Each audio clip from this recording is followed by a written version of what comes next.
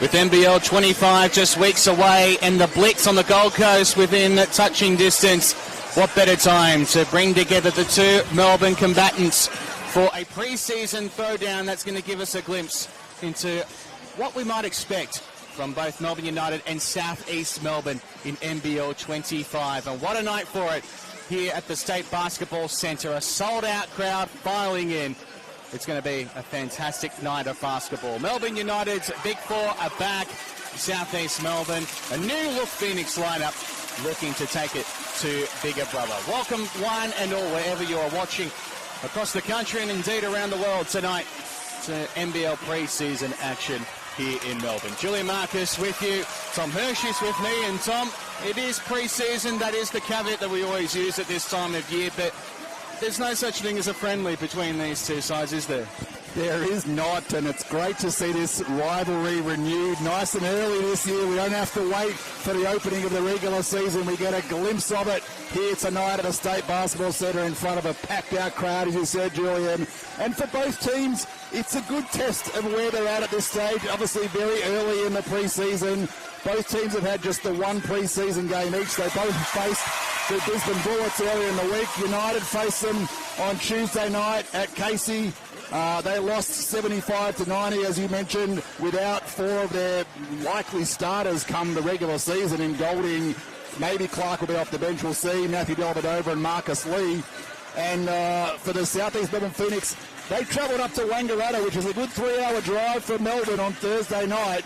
And they also faced the Brisbane Bullets. It was a closer affair, but they went down 92-86. Ben Eyre missed that one. Their import Matt Hurt missed that one. He's still not going to be back tonight, but Ben Eyre is. And as you mentioned, those four players who missed for United are back in action here tonight. And the United in this brand new blue jersey as well, bringing a brand new look for them. Jack White's back. Ian Clark back from last season. This should be really exciting, Julian. Starting five for both sides for the Phoenix wearing their whites tonight at home, which is a rare thing these days. Jordan Hunter, Derek Walton Jr., Nathan Sobey, Joe Weiskamp and Thomas Bogdanovic. While for Melbourne United's Rob Lowe, Jack White, Ian Clark, Chris Golding and Shea Illy. Melbourne United, it's the first chance we're seeing them in this new sky blue outfit here tonight. While for the Phoenix, they wear the road whites at home. So the opening tip is going to be Hunter. The do battle in the middle with Lowe, and it's United who will get the first possession this evening at a sold-out State Basketball Centre, and they are still filing in. The appetite for basketball here in Melbourne for NBL basketball, it's palpable. We haven't even started yet, but Shea Illy certainly has. Simple action there for United to get their first look at Illy, who is probably in one of the best forms out of anyone as Sobey goes coast to coast. Shea Illy played the whole off-season in the NBL1 with the Sandringham Sabres, so he's good to go. So White handing it off to Clark, and Tom Bogdanovic knocking it down low. He's going against Lowe, and Lowe beats him. Speaking of in-season form, Rob Lowe, a massive year again in the NZNBL. Defensive Player of the Year, went all the way to the Grand Final Series. And interesting, his unretirement is he's back again. It's great to see. Sobey, nice flick. Bogdanovic, we know his prowess from downtown. Can't get it to go that time. Hunter with the flick out, and this is the man the Phoenix want to fire this season. Couldn't get it to go from deep. Nearly look at White here, drawing a foul early. And that's one of the reasons that they signed Jack White. People talk about him being a Luke Travers replacement. He's a different kind of player with some similar skill sets, but that rip-and-go ability in transition is going to be huge for Melbourne United this season. You look at the results from last season between these two sides. Of course, United sweeping all four throwdowns. Only the one time the Phoenix were able to keep it within single figures. It was actually their pre-season encounter in Casey that the Phoenix came closest. It was a late bucket that got United over the line. As I said, this is a very different look for South East Melbourne in NBL 25. Exciting on paper. And Jack White is going to be such a big indicator of Melbourne United's fortunes this season, isn't he, Tom? He really is, and his defensive ability, but also his improved offense. And I don't think NBL fans really understand how much Jack White's improved since he was last here in the NBL when he was with United last time. And as we see a turnover there, Jack White obviously was recovering from that Achilles injury when he was last with Melbourne United. He spent the last 2 years over in the US, as we know, in the G League, in the NBA, won a ring with the Denver Nuggets. He was phenomenal 2 years ago in his first season over there in the G League. 21 points, 10 rebounds a game, really dominated. Last year, a little injury-riddled was Jack White. As we see Golding with a beautiful up fake, and Joe Wieskamp will need to learn to scout, I think, on that one as CG gets himself going. But Jack White, healthy now, really looking forward to attacking this season, and Nathan Sobey attacking in transition as he does so well, Julian. Both sides getting it going early, but United started very quick on the offensive end. Illy's feed goes nowhere, straight to Walton Jr. Drives down low, and Walton Jr. against Clark. Both men have seen success in purple. Now on opposite sides of the Melbourne divide, and we talk about contests this season that you're really looking forward to, the battles between Ian Clark and Derek Walton Jr. I guess it goes a little bit back to the Sydney Championships as well. A chance to put a little point as well. And righto Q Angus Glover checks in as you're making your point. But you're right, Ian Clark won the first of those two championships with the Sydney Kings a couple of years ago. Derek Walton won the second of them. And now they are facing off against each other for the first time in the NBL. Well, actually, that's not true. Sorry, they did last season, many a time, in the Sydney versus Melbourne clashes. Going to get a good look at the matchup as this season goes on. First time as Throwdown rivals. The Melbourne rivalry, which is only growing as the seasons go by. Now here's Clark, step back from downtown. You can't give him that kind of space, because that's what he's going to do to you. And Angus Glover should probably know better. Former teammates at Sydney. Here's Walton Jr. Speaking of former Kings, they're everywhere. Bogdanovic lights it up from deep. We know he can space the floor. Such a luxury to have in a big man. Speaking of, well, not quite that time, but White able to board it. Well, Bogdanovic may not play massive minutes once the regular season kicks off, but they love him so far in the heartland here because he just has a versatile skill set and he's just a competitor. Glover, what a feed that was. Bogdanovic takes it into the paint. This is one man, Angus Glover, who's going to be one to watch this season. He is going to have a fire in his belly. You know that for a fact, and what an opportunity he's got in green. 5 quick points for Bogdanovic, who had 13 points on Thursday night against the Brisbane Bullets. Got the start then as well. Nice follow-up work from Lowe. When you talk about minutes in the regular season, what are you expecting with Rob Lowe? What's his role going to be for Melbourne United this year, minutes-wise as well? Yeah, well, I mean, he's going to be the backup 5 to Marcus Lee, obviously starting tonight. Lee's just coming in a little bit late, still ramping up as Glover knocks down from long range, and we'll see plenty more of that this season for the Phoenix. But I would expect Rob Lowe to probably play somewhere in the 12 to 15-minute range as that backup 5. And Marcus Lee handling the bulk of the minutes, probably kind of in that 22 to 25-minute range. They might go small ball 5 occasionally as well.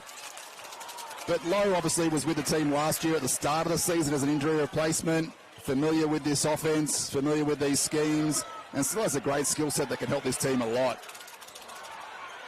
Clark off the back iron. Oh, that's well defended from Golding. Lowe with it now. Neither side letting the shot clock tick down too far.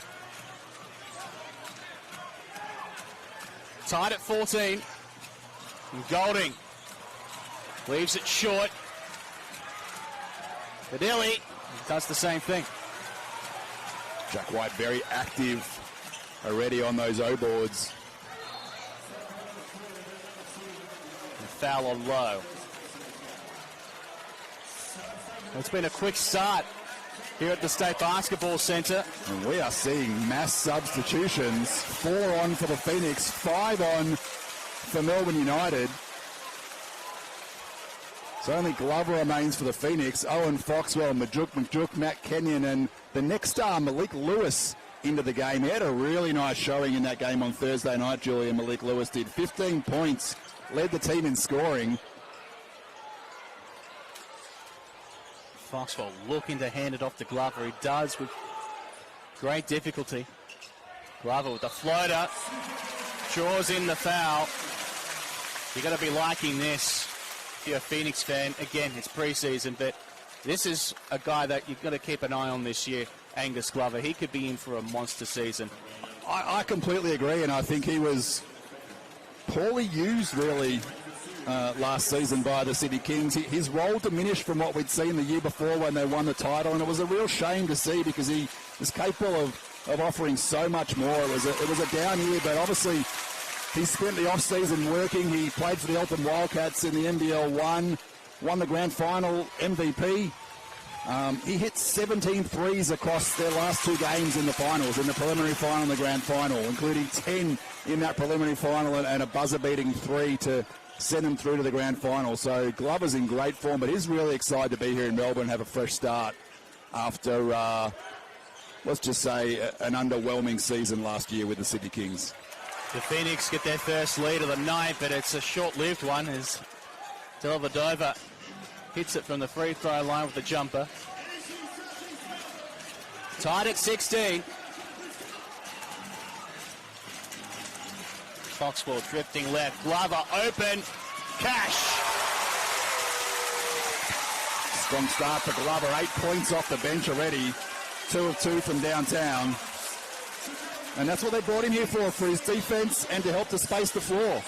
And, you know, we look at what didn't work for the Phoenix last year and forgetting all the injuries they had, and they were really struck pretty hard by injuries last season, which caused their slide in the second half of that year, of that campaign.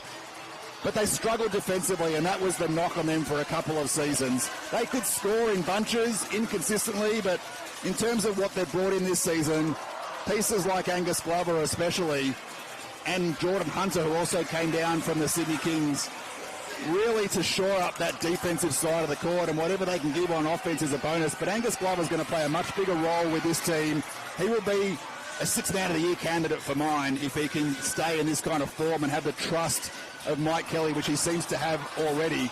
And if he continues to shoot the ball that well, like he did in the NBL1 South, like he did a couple of seasons ago in the NBL1, in the NBL main, he shot nearly 45% from 3 2 seasons ago in the NBL with the Kings, and obviously last year was way down, but that's what he's capable of. So space the floor, be a dog on defense, apply constant ball pressure, get out in transition when he can, and complement what Derek Walton Jr. and Nathan Sobey can do in those backcourt spots. You're right, I think Glover's primed for a big season. He's been a fan favourite everywhere he's gone. They loved him down in the Gold, they loved him in Sydney, and I think he's going to be a fan favourite here in the Heartland as well. He's already staking a claim for that. As the rocket from Dellavedova tips out of court. Phoenix by 3. And how great is it to see a packed-out State Basketball Centre on a Saturday night, on the last night of winter.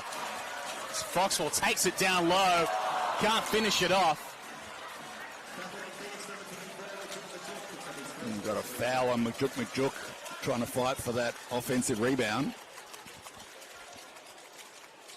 Just his first, 2nd team foul for the Phoenix. Again, it's just another demonstration, the appetite for NBL basketball down here in Melbourne. United taking part in one of the great championship series last season against Tasmania, looking to go one better and gain a championship that's been somewhat elusive over the last couple of seasons. They've been very close a couple of times. Tasmania has been the thorn in their side. And for the Phoenix, speaking of thorn in their sides, they're looking at them right now. Late call there, but I think it was the right call. It's going to be an offensive foul on Malik Lewis. Just extended that shoulder into Kyle Bowen, who took the charge. Sobey and Jordan Hunter back in as Glover and Majuk take a seat. So tell us about Malik Lewis. What can we expect to see out of him this season? Yeah, young man out of Trinidad and Tobago originally. He's 19 years old. He spent last year in the G League with the Mexico City Capitanes. I hope I'm saying that right.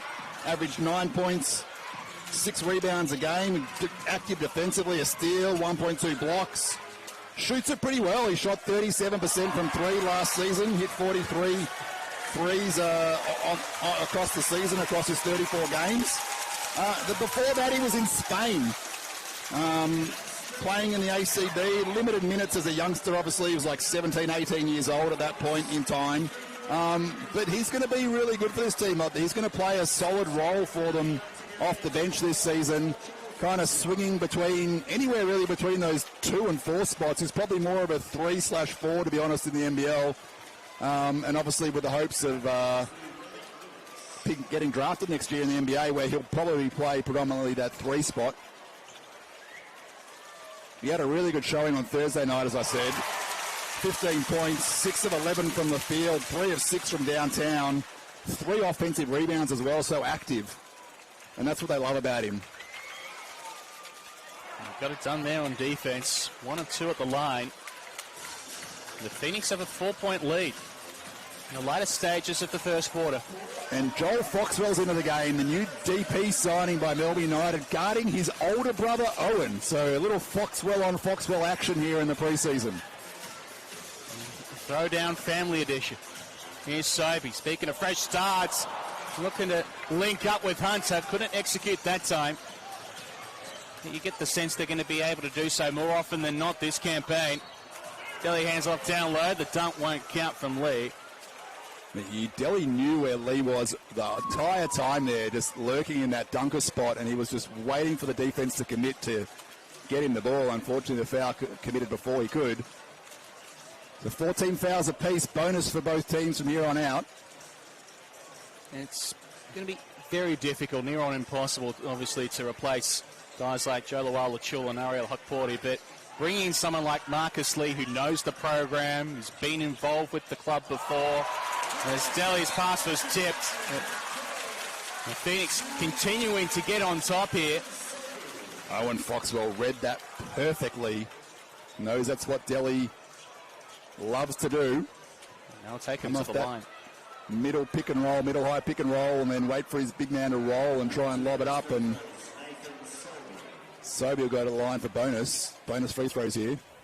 Just back on Marcus Lee, it's a real luxury for Dean Vickerman to bring someone in that is known by the club. He knows the schemes, he knows the setup, and he can just slot straight back in, obviously after winning the championship with Tasmania last season. Yeah, absolutely. And, he spent a lot of time as a starter when he was here with United 2 seasons ago, playing alongside Ariel Hukporti. And last year he started every game for Tasmania, but Will Magnay probably played more minutes off the bench. So it's just the way that Scott Roth ran those rotations. But yeah, you're right. Lee's very capable, knows the league, knows the system, as you said, but knows what kind of role they want out of him as well. And that's really anchoring the defense in the paint, setting screens like that, rolling, diving hard to the rim, and whatever offense they get out of him is a bonus. He's not someone you're going to really throw the ball into in the low block and let him go to work. He'll do it on occasion, but he'll get his points from transition, from pick and roll, from offensive boards. But anchoring that defense when you lose both Lawala-Chul and Ariel Hukporti, who are both so great in that role, is really big for Melbourne United as they try and replace that production. Illy foul, taking it down low. He'll go to the line for 2. The Phoenix up by 6. 2 left in the first quarter.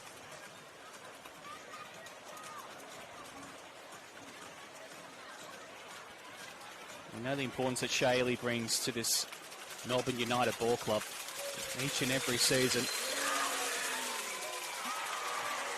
What do you think we're going to see out of Shay this year? Just more of the same. I mean, you're talking about the defensive player of the year from last year, someone who's comfortable whether he's starting or coming off the bench. whether he's running the offense or playing off the ball. He's just versatile for them. And, you know, his three balls struggled last season at the NBL level, but we've seen him be really good in seasons past at that.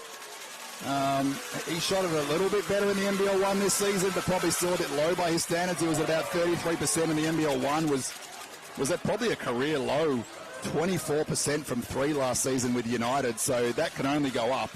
He was 38%, 41%, and 43% the previous 3 years, so that's probably more indicative, that high 30 to 40% from three. But it's what he does on the defensive end that obviously is why Dean Vickerman loves him so much. Lee with the hook, no good. Goes over the side. It'll be United possession. And we saw a couple of seasons ago when Neely was out for long periods of time, just the balance that he brings to this Melbourne United setup. When he's not in that lineup, it really does throw a lot of things out. We saw that a couple of years back. Indeed. I mean, and you know, you saw last season how well he worked with Matthew Dellavedova as kind of a two-headed point guard monster, if you will. I mean, pick your poison about who you want to go against if you're an offensive player. So see there, just would not give up on it. Eventually found his spot and cuts the lead to 3. Oh, nice float up the block from Lee. Well, they're saying it hit the backboard first. I think that was pretty close, but two of the officials had that call, so that'll count for Vodanovic. They were teammates with Tasmania last season, having a little bit of a laugh about it. Vodanovic was there as an injury replacement for Majuk Deng and there for a lot of that late season action. Won a ring together. It's a bond that doesn't get broken easily when you win a championship together. Zilli will get more free throw opportunities here. Getting himself to the line with consistency here, Shea Ili, and that's to be expected. Derek Walton picks up his first.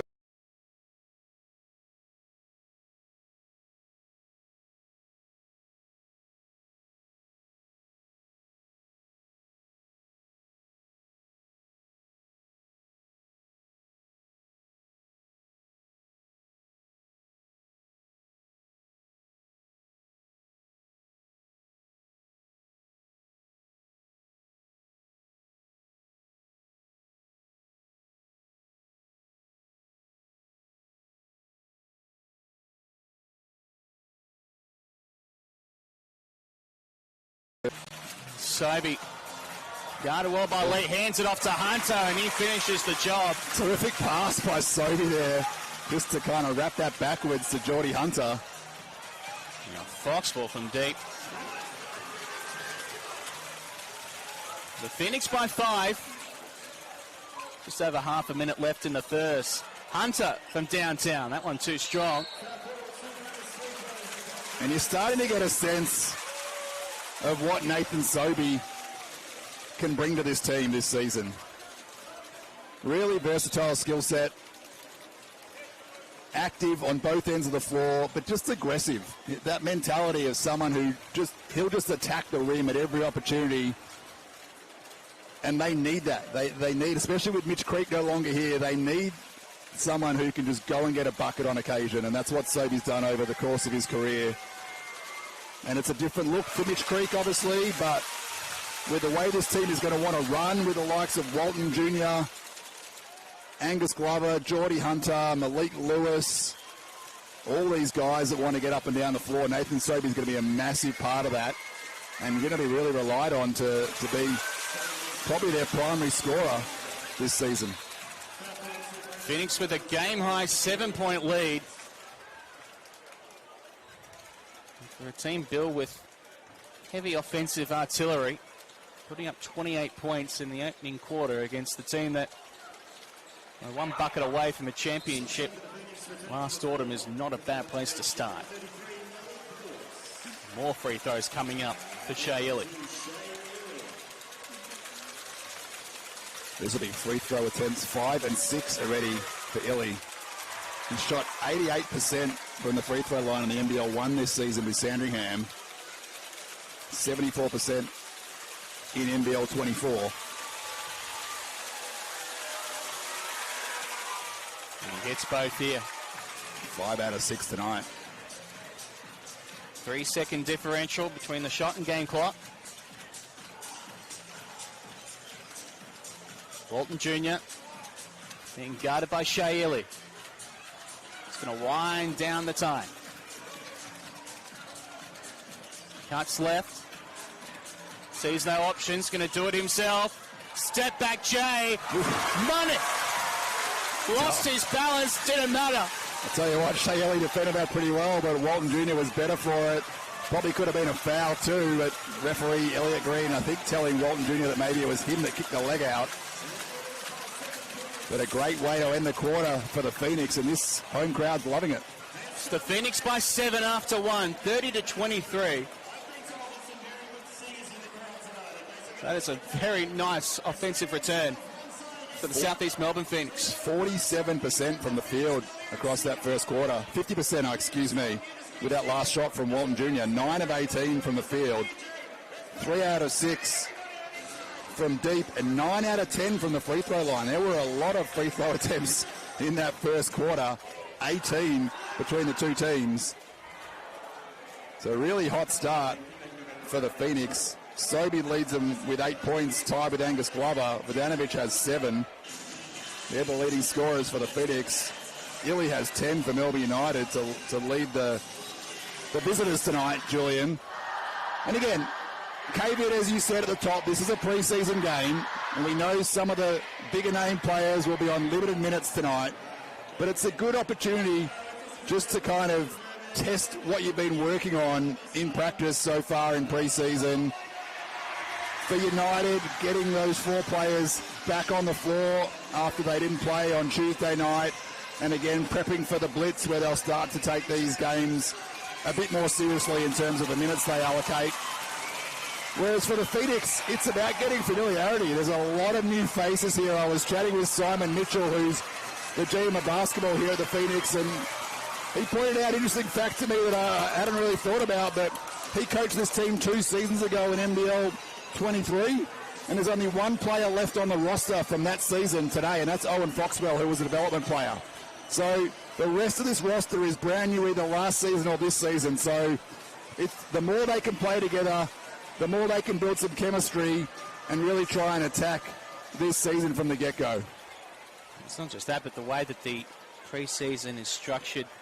We've got the games this weekend and rolling into next week with the Wildcats overseas, and then straight into the Blitz on the Gold Coast, and then after that, it's Hoops Fest. So unlike in seasons past where there's been perhaps a week's break after the Blitz, or a couple of weeks break after the Blitz before the season starts, we're essentially going right through in this campaign, which gives that chance for cohesion, really an extra opportunity to form as well without it being broken by a week or 2 gap. It's been stolen here for United.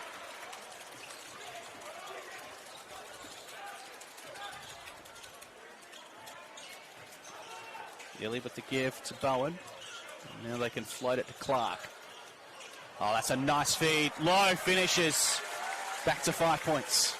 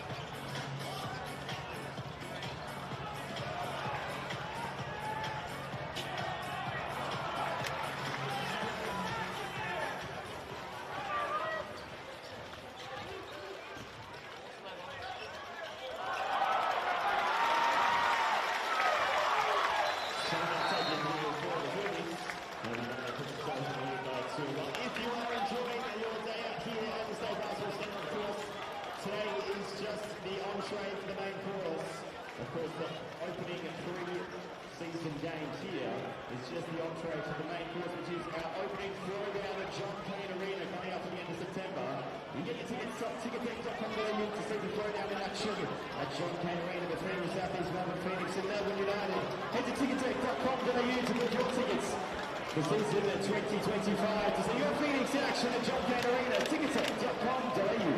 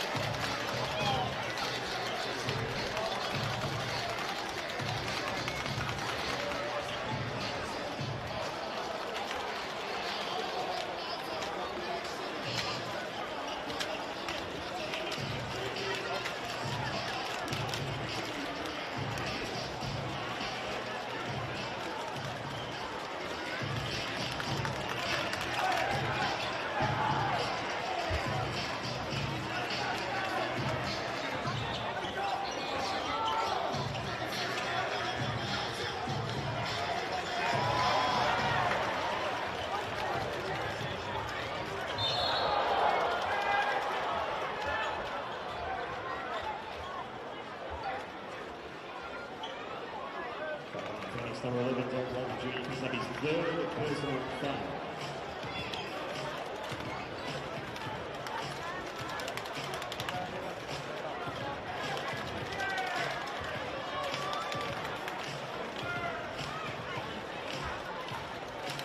Olivia Machado at the line for 2 free throws. Make some noise, Phoenix fans!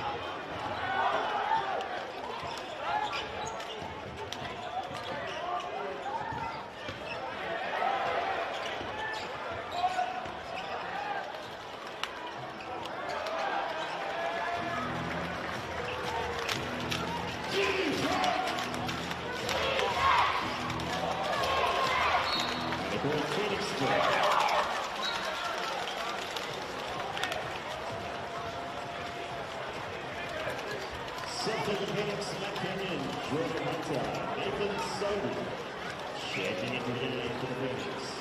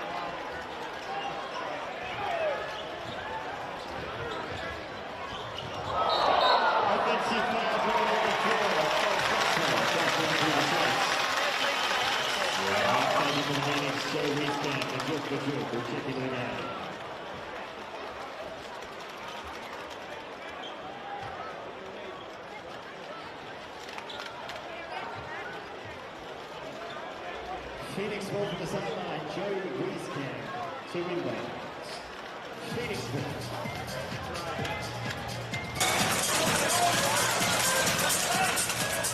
Foxwell driving up the field.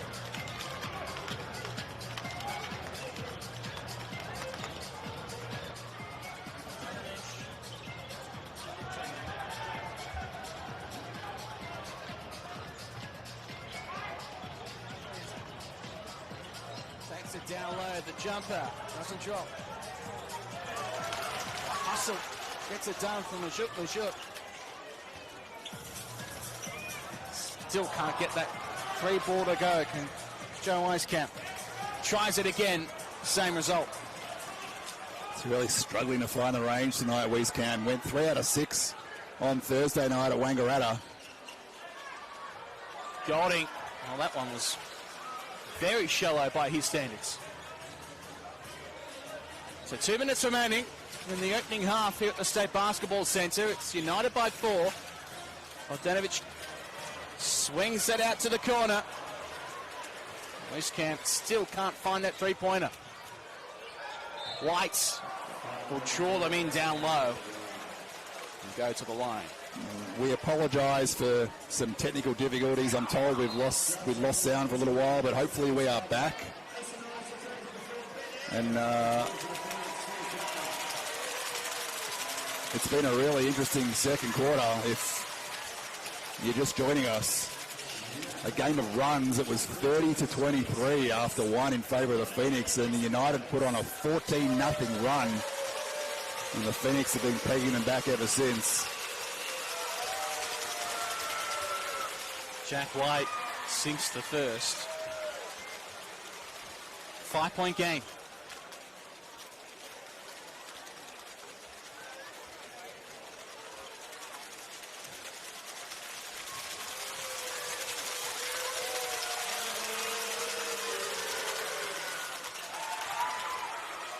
Ben Eyre on the floor for the first time tonight. Didn't play on Thursday night. managing a little niggle. So good to see him out there.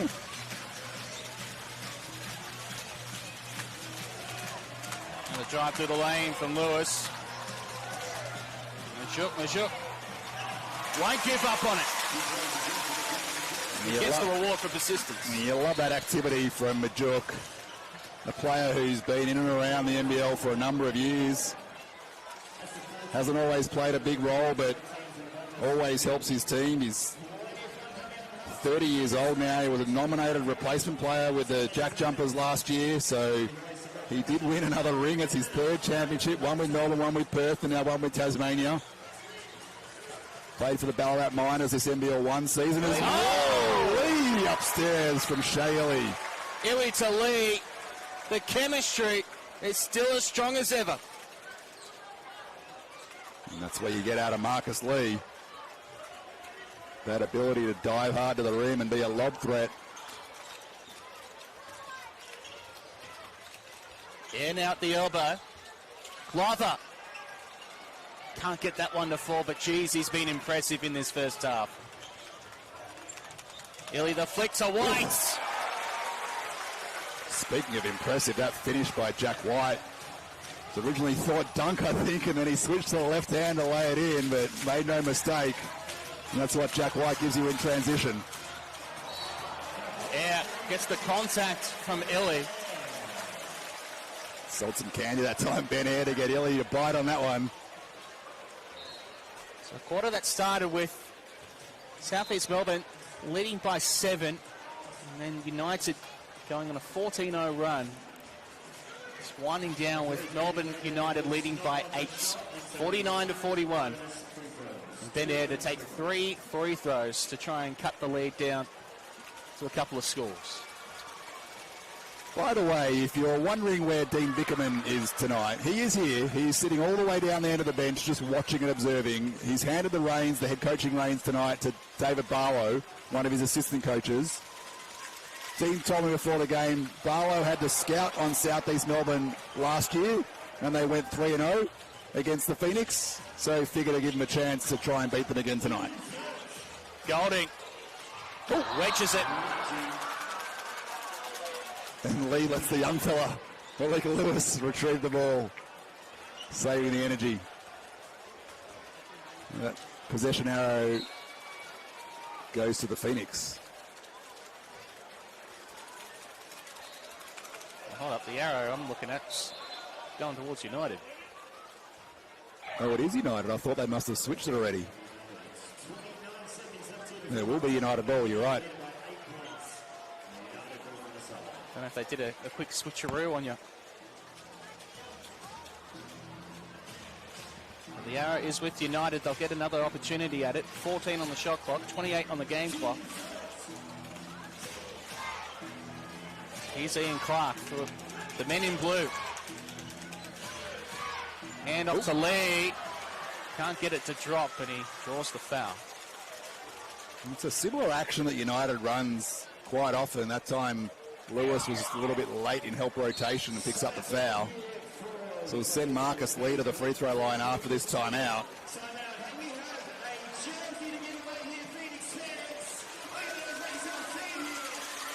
United caught on 26 points in this second quarter, and they've held South East Melbourne to 11.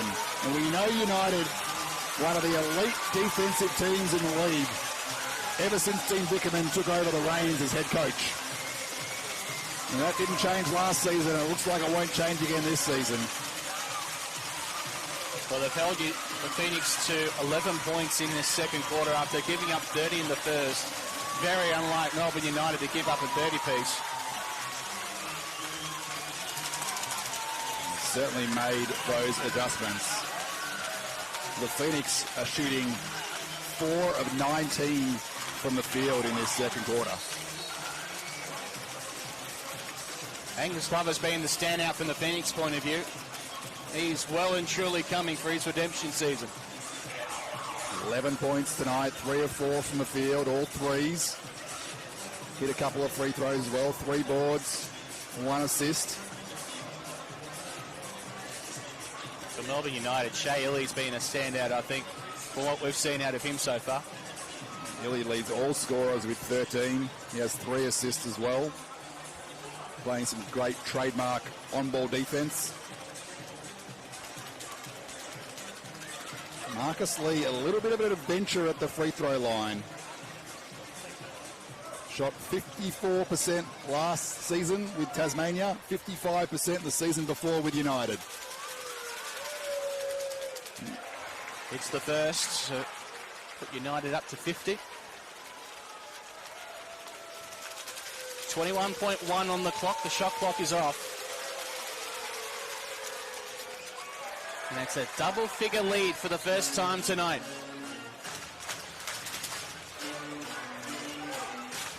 Glover's going to take it up the floor for the last possession of the half. Tanner Krebs guarding it. Glover's got 7 to move it. Drifts out left, takes it down low himself. Can't finish, neither could Majuk. Glover's out of time. Lee blocked him anyway, and that was a statement on D from United. They're going to halftime up by 10, 51-41. Yeah, and you said it, Jules. It's the defensive end of the floor that's really done it for United so far in this first half. Made the adjustments at quarter time, and you know, if you're Dean Vickerman sitting back and watching tonight, you're loving the way your team is competing in what's really a meaningless game. He told me pre-game that they're really still just ramping up, and you know, they're trying to get themselves in a better state to attack that blitz next weekend when they go up to the Gold Coast and start their action there. Each team obviously plays 3 games at the blitz, but tonight is really just another hit out for them. But one thing you can never take away from Vickerman coach teams is their defense. And that's kind of set and ingrained in that United culture. It's held them in such good stead as contenders the last few years. So that's probably really pleasing to see for him, because you don't really expect the offense to be clicking at this time of year at all. So to hold the Phoenix to just 11 points in that second quarter is a great effort. If you're South East Melbourne, though, Mike Kelly's got a few things to work through. I mean, where does this offense come from? How do they get some cleaner looks? How do they get Joe Wieskamp going? Because he was really good for them the other night. You know, how do they get Geordie Hunter a bit more involved in the game? He hasn't really had a massive impact so far. And again, another player who's still kind of ramping up through this preseason. But you want to use these games just to find some things that work and then just try and get better at them week by week. But again, you don't put too much stock into the results, but you just want to see some improvement from game to game. It's United by 10 in the preseason throwdown. A sold-out State Basketball Centre, glued to the edge of their seats on this Saturday night. Plenty to like from both clubs. The big second half still to come.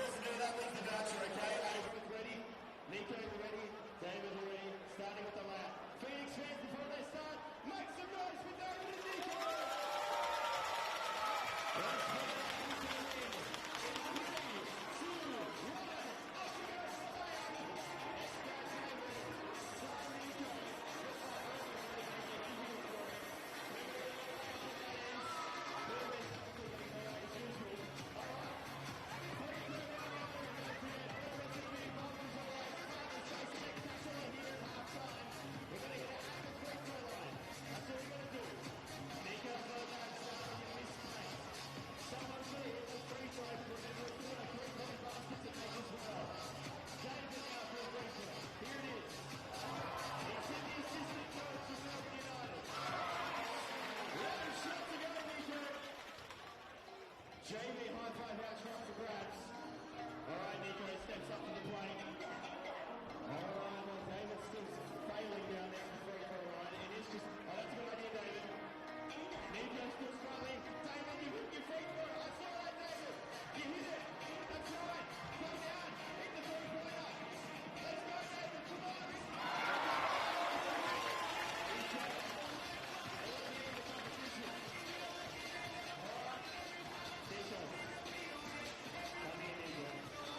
You've got yourself a victim on the couch. The question is that Father's Day, as you know, is Does Dad David deserve the running voucher? That's the question. I mean, I feel bad he lost I actually do. Oh, give it up for Nico. He's done the right thing. So Bunnings voucher for Dad. Jamie high five voucher. Make some noise for Nico. David, everybody.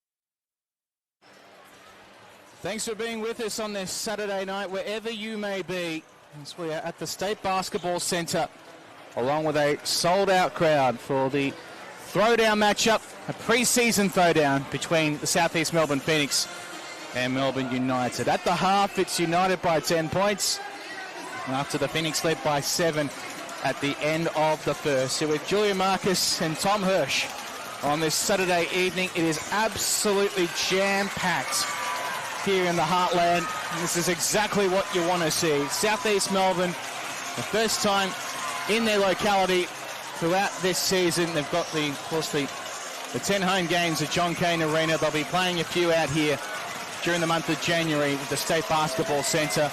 It's always wonderful to come out to this building, Tom, and to see the true heartland, taking it to the people for the Phoenix. This is where their catchment lies, and it's great for them to be able to get a little taste of what's to come against the crosstown rivals. It is indeed. It's always special when they play games here, and we do see a few regular season games each season as well. It's also the home of the Phoenix now full-time. They've trained here always, but now they have a brand new facility that adjoins this building. State-of-the-art facilities for the players and their front office staff. All their training, all their recovery, all their treatment, players' lounge. It's all set up there as professional as you can be. So this is absolutely the home of the Phoenix and that heartland.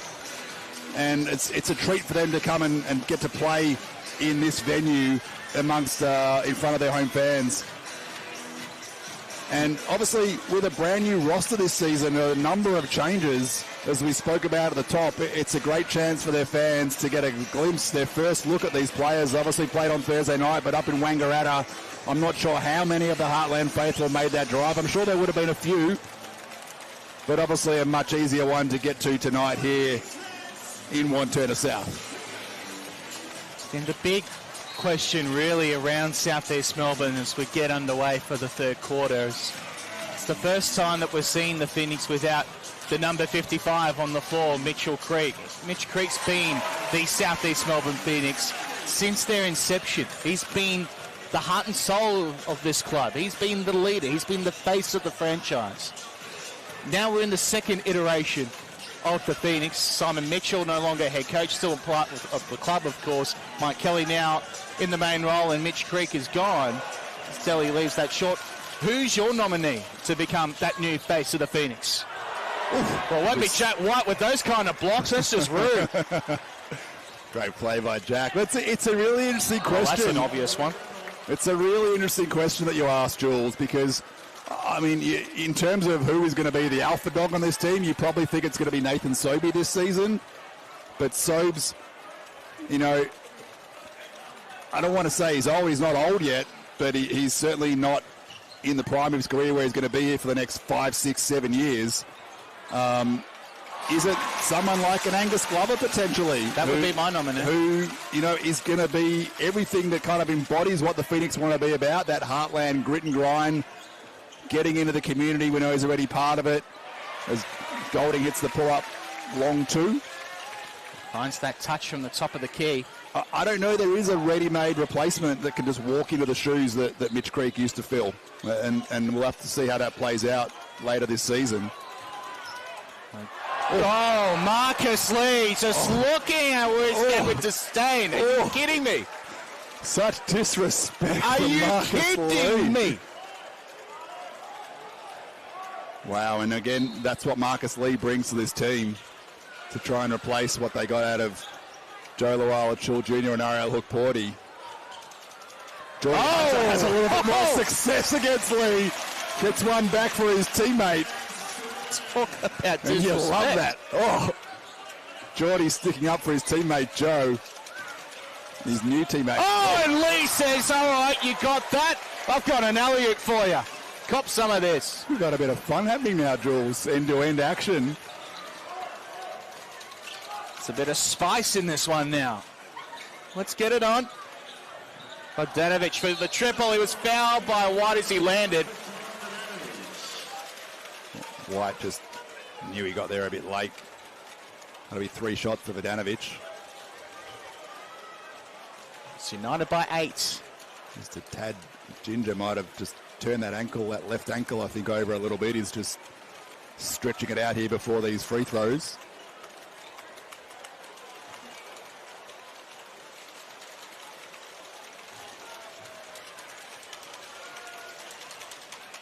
Vodanovic hits a trio of free throws. He can cut the lead to 5 if he does so. He hits the first.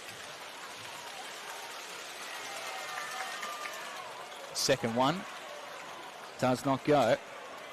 Hunter is ready to go back on D. Number of players not realising there was a third free throw still to come.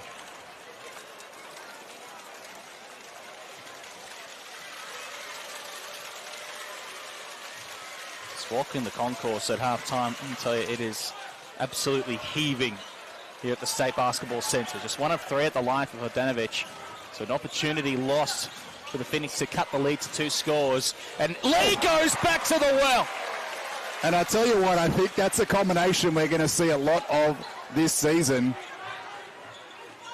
Sobey chucks up the prayer. United's overpowering them now. Clark, the pull-up floater, just didn't have the touch. Delhi was not with United when Lee was here 2 seasons ago. So this is really the first time these two are playing together. Hunter cashes in. Well, this is a taste of things to come. That's going to be an exciting duopoly. Dellavedova linking up this time, looking for White. He caught it but landed before he could make a play. I think Geordie Hunter was wise to at that time. Saw the lob coming. Ball will stay with United though. 12 seconds on the shot clock. Angus Glover and Ben Eyre check back into the game.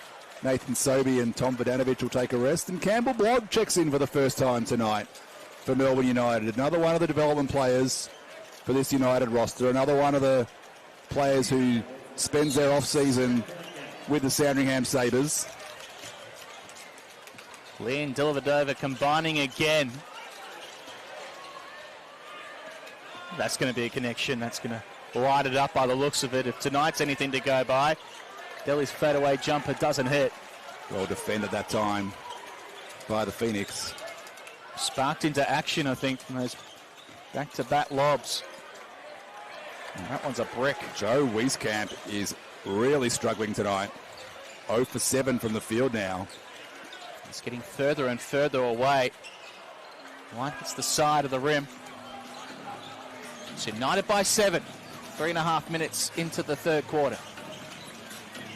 Oh, that was a lovely feed from Hunter. If it doesn't work in deep, you go down low and Wieskamp cashes in for 2. And he finally sees one drop, and that's big for him. Joe Wieskamp is a big-time scorer. Make no mistake about it as he gets called for that foul there. Golding draws it, and Wieskamp just leaned in a little bit too close from behind there, locking and trailing.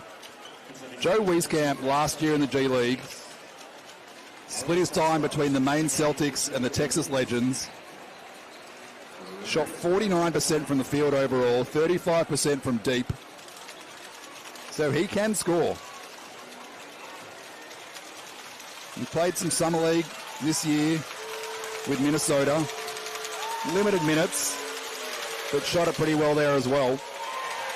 57% from three-point range at summer league. He went 4 of 7 overall in that tournament.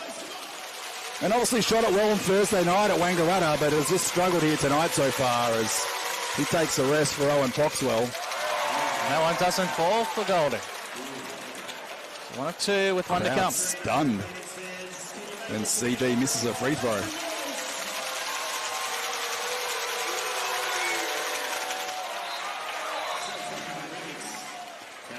So United's lead is 6. 6 to play in the third. Golding an 80% free throw shooter on the season last year. Phoenix in there. Road White's at home, which takes it back to the day gone by almost. Yeah. Oh, that's a nice connection with Hunter. And we're starting to see Geordie Hunter do Geordie Hunter things in this quarter. And it's not complicated. He's setting good screens. He's diving to the rim. He's getting to that dunker spot. He's making himself a target, and he finishes strong. Illy left a bit of space for the 3. Couldn't deliver. And getting Hunter's active on the D-boards. And barreled over by White. making friends with Jack White in the process. But if Geordie Hunter can get this team 10, 12, 14 points a game, it's going to be big for this Phoenix team to get that production. Obviously, he's coming in to fill that 5-man spot that Alan Williams had the last couple of seasons with the Phoenix. And Williams, we know, could really fill it up in terms of his offensive numbers and his rebound numbers. Geordie Hunter's not going to put up such gaudy numbers, but he is going to play a really important role. And he's going to make his teammates better, more importantly. Here's Glover, who was really solid in that first half. He was outstanding. Hunter is starting to take over. Speaking of making your teammates better, exactly right. He's just really, really fundamentally sound, Geordie Hunter. He's a really smart player. Really improved the last couple of years up in Sydney. And again, a chance for him to have a fresh start as he commits the foul that time on Marcus Lee. But a chance for him to come down here, sign a 3-year deal. Has some out clauses, but he'll be here this season at least. But it's a fresh start for Geordie Hunter. And they really love what he's about. And they love the fact that he's got a connection with Derek Walton Jr. and Angus Glover already, because that's really important whenever you go to a new team.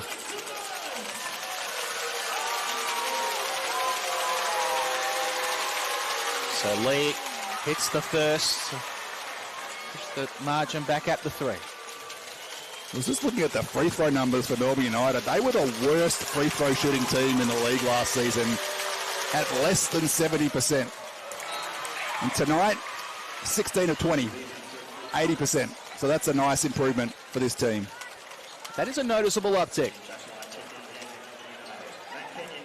And Marcus Lee, 4 of 4 as well. As you mentioned, he has been an adventure at the line in previous times. He can become a more consistent free throw outlet. That unlocks a world of opportunity for United as Kenyon misses the triple. It's Tanner Krebs now for the boys in blue.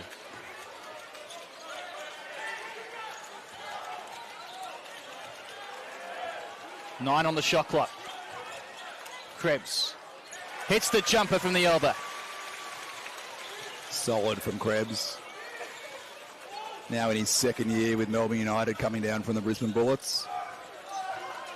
Are you a fan of the new blue singlets from United? First time we're seeing them on the floor. Actually, just thinking about that, and I don't mind them. It's different. It's a different look for them. But as an alternative jersey, I actually don't mind it. They've really lent into the blue over the last couple of seasons. And I know as Navy that it really did look black at times, the Melbourne United singlets evolved. Of course, a brand refresh, a new logo, a new look, a new feel. Now 10 years of Melbourne United. And what a great job they've done in terms of just solidifying themselves amongst this Melbourne sporting landscape. Kenyon left him in the spin zone, but didn't get the reward. No look for Millie. Oh, the drop from Krebs. Tough finish from Krebs there in transition. Great dime from Shaley. Those two spent the offseason together with Sandringham. And just like that, United's back out to an 8-point lead.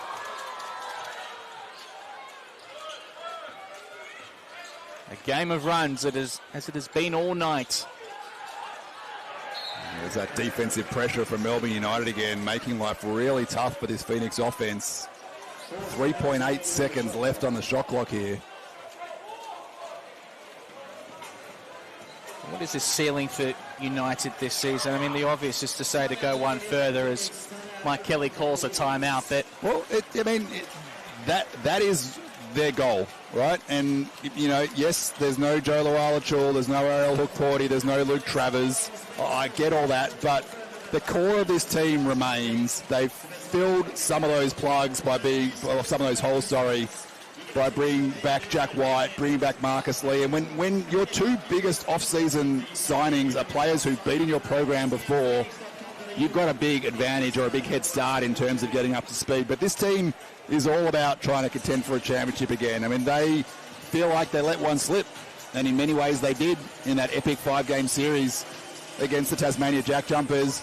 I know from speaking to Dean Vickerman in the off-season, he wanted his players to remember that feeling. He wanted them to play in as many high-pressure games as possible. The guys that were playing NBL1, he was thrilled that some of them were playing in the finals. He was thrilled that some of his guys were up in the Sunshine Coast for the national finals as well. He wants them to understand what it takes to win a championship so that when they come to those moments, hopefully in this season's grand final series, they can go one better and they can correct what went wrong. Well, you look at United since that first championship back in 2018, losing the next season in the championship series to Perth 3-1. Then they threw away game one against Sydney in the semi-final series. It cost them that series. NBL21, they win that second championship. But then since then, NBL22, they lose a 1-0 lead against Tasmania in the semi-finals. NBL23, they're also rounds. And then last year, they miss out in an all-time classic. You get the feeling that there should be another championship in the cabinet for Melbourne United. As Ellie takes it down the hill and it swings around wickedly on the rim. Foxwell has to scramble. But looking from the outside, it would almost be disappointing from a United perspective if they can't get that third championship in this run. 2 championships is fantastic, yes, but they've been so close so many times, and you just wonder, is this the year to do it? How many more opportunities are they going to get with Chris Golding at the core, with Shea Illy at the core of this lineup? Matthew Dellavedova as well. You throw into that mix. It really does. It would feel like it almost just left something out there. I mean, last a little year, underdone. Last year was the one that got away for them. You know, the best team all season, 20-8 in the regular season, minor premiers, and they were in a winnable position. And then Jack McVeigh happened, really. It's Krebs. But they were in a winnable position in Game 5 as well. And again, take absolutely nothing away from the Jack Jumpers, who played a phenomenal series. But United will absolutely feel like that one got away from them, and they, as you said, they probably should have another trophy in the cabinet right now. A lot of the talk around the NBL and the experts is that it's Sydney's title to lose on paper, and then Perth are perennially up there as many people's picks. But I really do get the sense that if it doesn't happen for Melbourne United this campaign, is that moment going to be past them then? Like, they'll always be contenders, just the way the club is set up, but you just feel for this evolution of Melbourne United, and this goes back to 2018, the Chris Golding era, if you will. Not saying he's going to pull up stumps at the end of the year, but it just feels like this might be the big shot. Speaking of big shots, that was a beautiful ball from Ben Eyre. Well, one thing I'd say to you is, don't forget Chris Golding made the All-NBL first team last season. So even though he's 35 years old, he's in prime form, and there's no reason he can't replicate that this season. And he's going to have a chip on his shoulder. He's going to have a chip for the fact that he didn't win that title last season. He's probably going to have a bit of a chip on his shoulder from the fact that he was left out of that Boomers team for the Paris Olympics. So don't underestimate what Chris Golding can bring again in NBL25.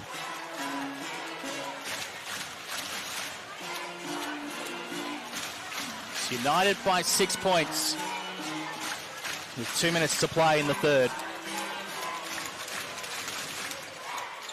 Sobey. Oh, it's a nice delivery to Vodanovic. Cuts it to 4. And I love the way that Tom Vodanovic just plays his role.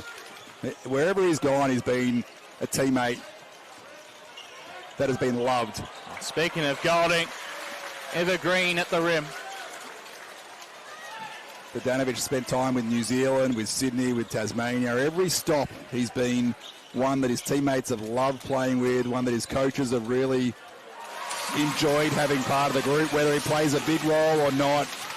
He works hard, he practices hard, he makes his teammates better, and he just makes good reads and smart plays. It's a lovely steal from Ben Eyre, read it well. And now from deep, Lewis can't cash in. The ball will stay with the Phoenix. Well, much better defensive quarter from the Phoenix here in the third. Held United to 15 points so far with just a tick over a minute to go.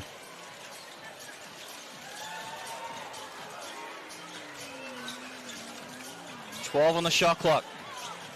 Scoop pass to Lewis. Took too many steps. Just shuffled the feet as he was trying to up fake to go again against that attack, that closeout. From what you've read and you've seen some people's pre-season picks, and they're only going to increase in their frequency over the next few weeks. Golding from deep. The years may change, but the threes stayed the same. Second triple tonight for CG, up to 11 points now. It's a third United player in double figures. As Sobey attacks the rim. Who knew Sobey had hops like that? Well, I think we all did, didn't we? It's been a while. It has. He's very capable still. And Sobey bringing some excitement to the Heartland fans. Golding can't cash in again. He only played limited minutes on Thursday, but he's playing a much bigger role tonight, and he's really making a nice impact, is Nathan Sobey. Speaking of guys with chips on their shoulder. 20 points now tonight for Sobey. Excuse me, 18. Do you think Nathan Sobey may fall into that camp after the last couple of seasons, looking to find his place in the NBL now with a new home at South East Melbourne, to be the guy again? Yeah, I mean, there's been a lot said and written about how he exited from the Brisbane Bullets. And, you know, whatever happened has happened. He's down back in Victoria. It's his home state. It's where he's from. Originally, he's a Warrnambool boy. And he wanted to be here. And he's got a great opportunity with this team. A team that's been completely rebuilt over the off-season. He's played 11 seasons in the league, 250 games. All NBL first team, all NBL second team 3 times. He's a superstar of this league and has been for a long time. And to come down and have a chance to turn this franchise around, really, for a franchise that's had its opportunities in years past but hasn't quite put it all together yet since they've been in the league. It's an exciting moment for Sobey to be a part of that. Delhi, the feed to Golding now. Clark at the buzzer. Not this time. It's a 3-point game as we turn for home at the State Basketball Centre in Melbourne. It's United 69, the Phoenix 66. How good has this crowd been tonight, Julian? Outstanding.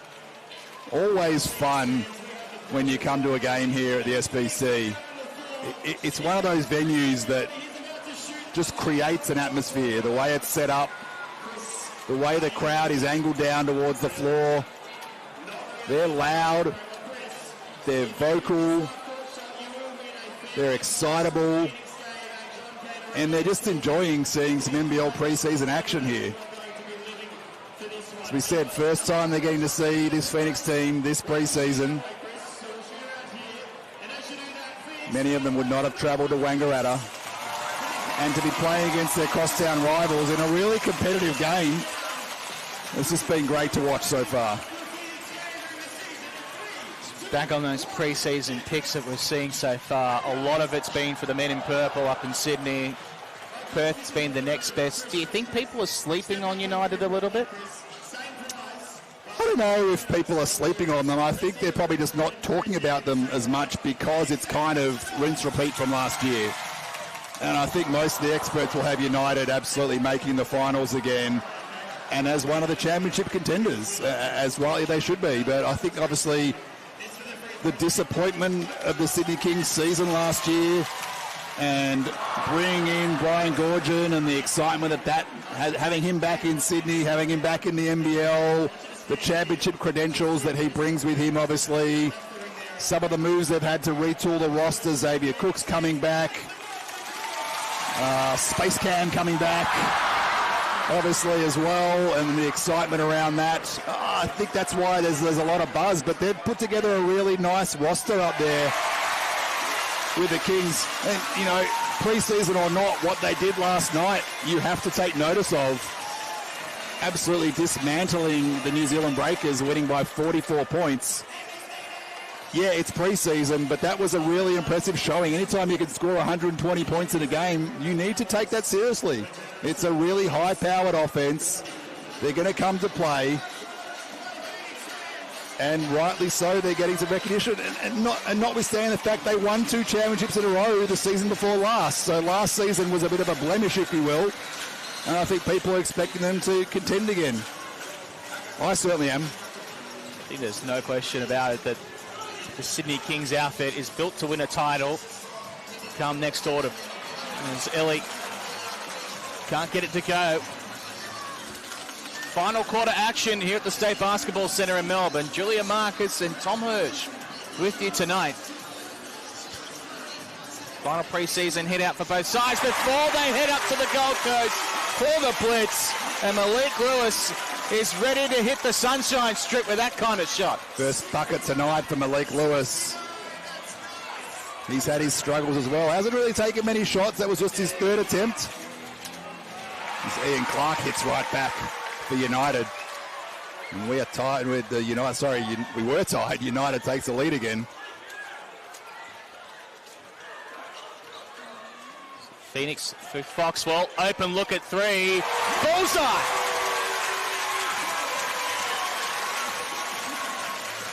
And the Phoenix take the lead for the first time in a long while now. They've led for just 6 minutes of this game. Sat on the rim. Lee looking to tip it in. Didn't get it to roll. Knocked out to Clark. No good. And Foxwell again. Scrappy down low. Kenyon to Lewis. He was fouled as he shot it by Lee, who almost ran out of the building. Lewis made sure that he drew some contact as Lee flew by and earned himself a trip to the free throw line. It's the Phoenix by 1.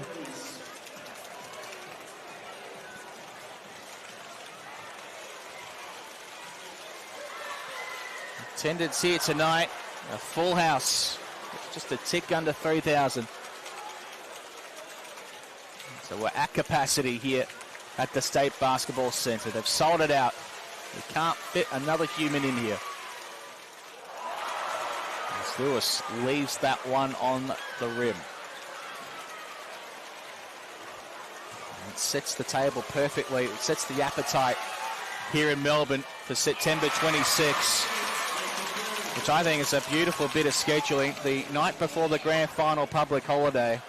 It's a crowded period of time in Melbourne sport-wise, I know, but I think that is inch perfect from the powers that be. You're going to get a sellout. You're going to get 10,000 in for that one. Well, for all those fans whose AFL teams are out of the finals at that stage. Which is most of them here in this city. Yep. Lee with the floater. Doesn't get it to go. And the ball just evaded Lewis. It slipped through his fingertips.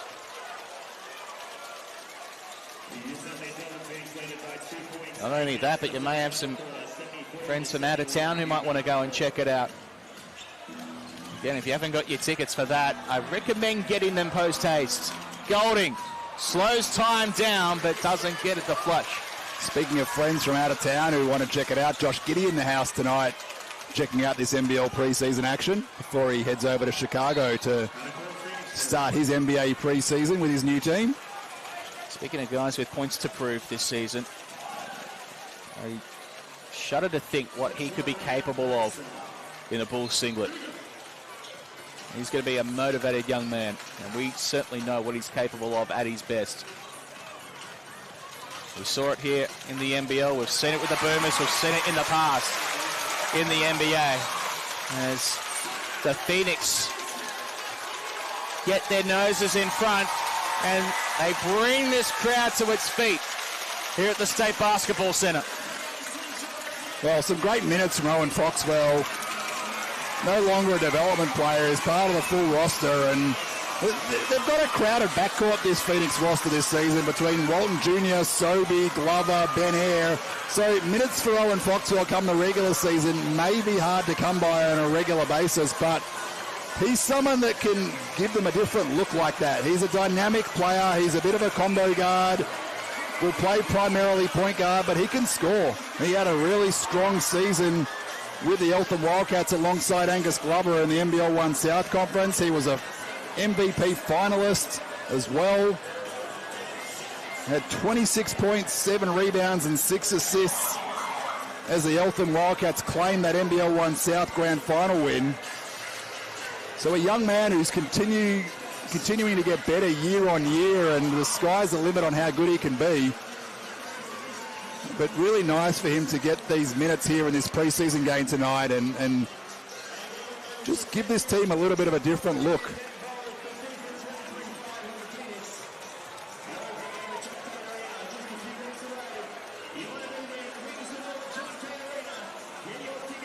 United got really what's most likely to be their starting 5 this season. And Ian Clark or Shea Ellie, one of them will start, one will be the 6th man. But Delhi, Clark, Lee, White, Golding. Oh, it's Lob City in Melbourne. Wow. They've done it again. Marcus Lee making a statement. The reason I raise that is because United taking this game very seriously. Quite often we'll see the starters sitting by now in a pre-season game, but not tonight. I was going to say, I think we can throw the pre-season tag out the door right about now. I think this is one where, as I spoke about before, Dean Vickerman sees this as another opportunity to test his players in a kind of high-pressure moment. Again, it's pre-season, caveat that, but a close game where you've got to really be on point and make winning plays down the stretch. So it will be interesting to see if he does, well, it's Dave Barlow tonight, but whether United coaching staff stays with some of these guys as this game progresses.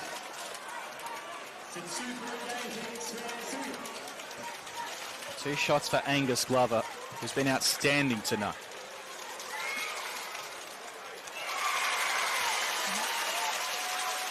$12 points now for Glover off the bench.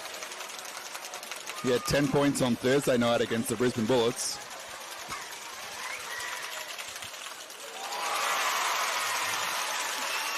Keeps adding to that tally. The Phoenix by 4. 7:19 to play.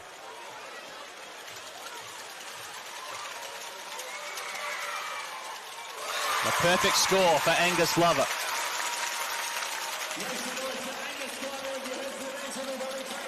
They love him here already. Why wouldn't you?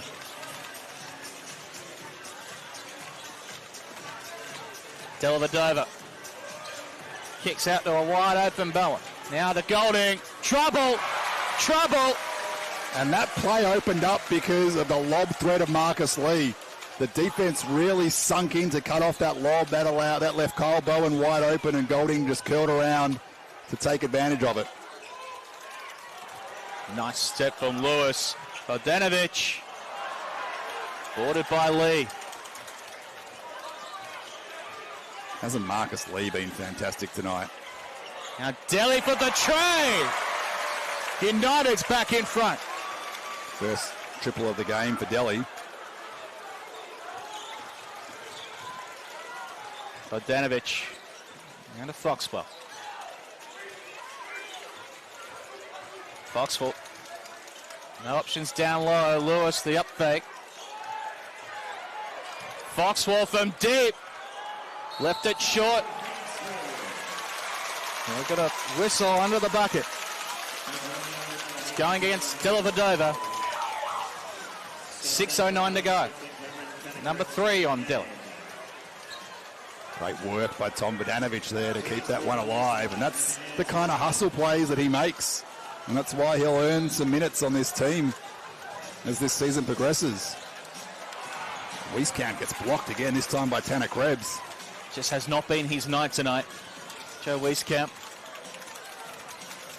We'll be hoping for better when they hit the Gold Coast next week, the Phoenix for the Blitz. Now Cameron, a little too strong on the floater, but they do win the whistle.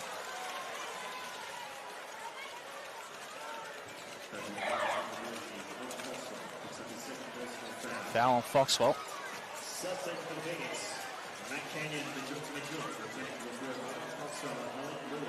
United by a point. 5:49 to go.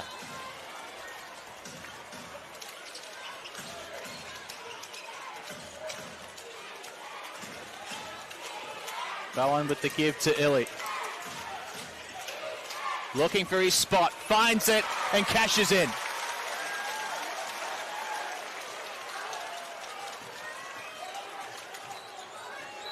United by 3 points. Right in the middle of the heartland we are tonight. This is Phoenix country.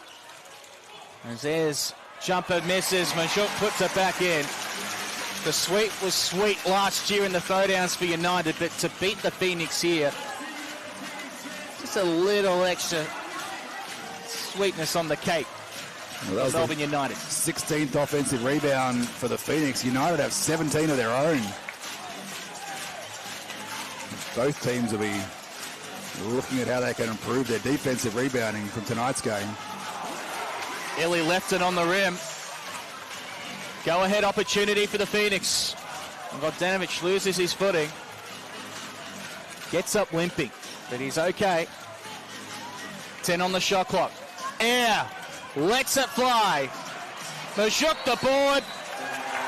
Too many steps. Thought he was bumped, but no call. The ball will go back to United. 4:33 to play. It's a 1-point lead to Melbourne. So how hard do these two teams now go for the win? Do you start to throw a bit of extra intensity, a bit of extra oomph into it? Well, you'll notice that those 5 players for United are all on the bench now. I dare say they may be done. And if you look at who's on the floor for the Phoenix too, with the exception of Joe Wieskamp, no other well, I guess Bogdanovic is a starter tonight, but he won't be when the regular season starts. But Glover's come back in, so that's an indication that the Phoenix want to get this win.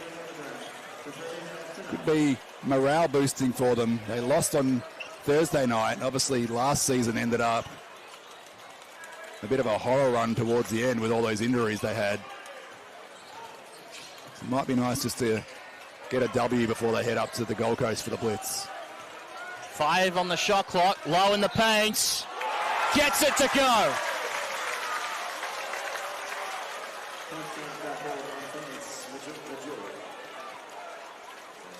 Derek Walton Jr., by the way, will take no further part in this game.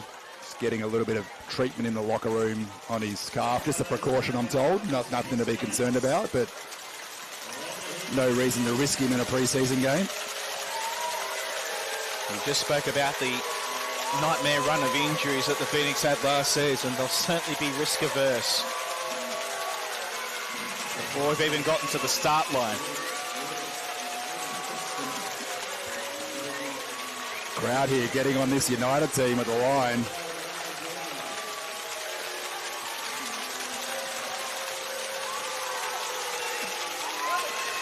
Rob Lowe. Can't hit the extra. It's a 1-possession game. 4 minutes left to go. Sold out here at the State Basketball Centre in Melbourne. Foxwell gets himself to the line for 2. 4 minutes flat to run.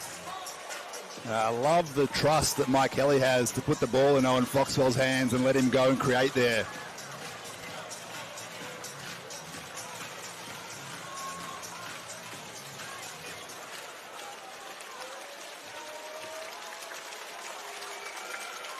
First free throws tonight for Foxy. 2 pivotal ones in the outcome of this ball game. 83-81.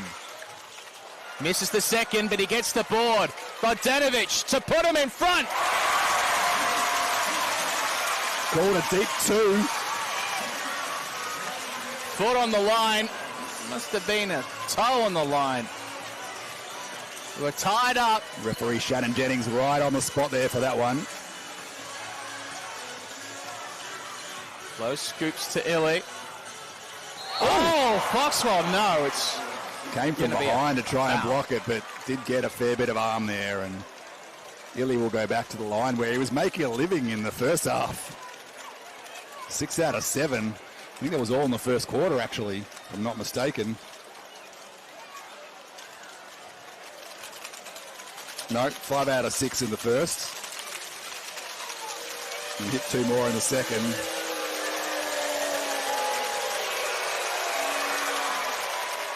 Puts United back in front with the first. One more to come.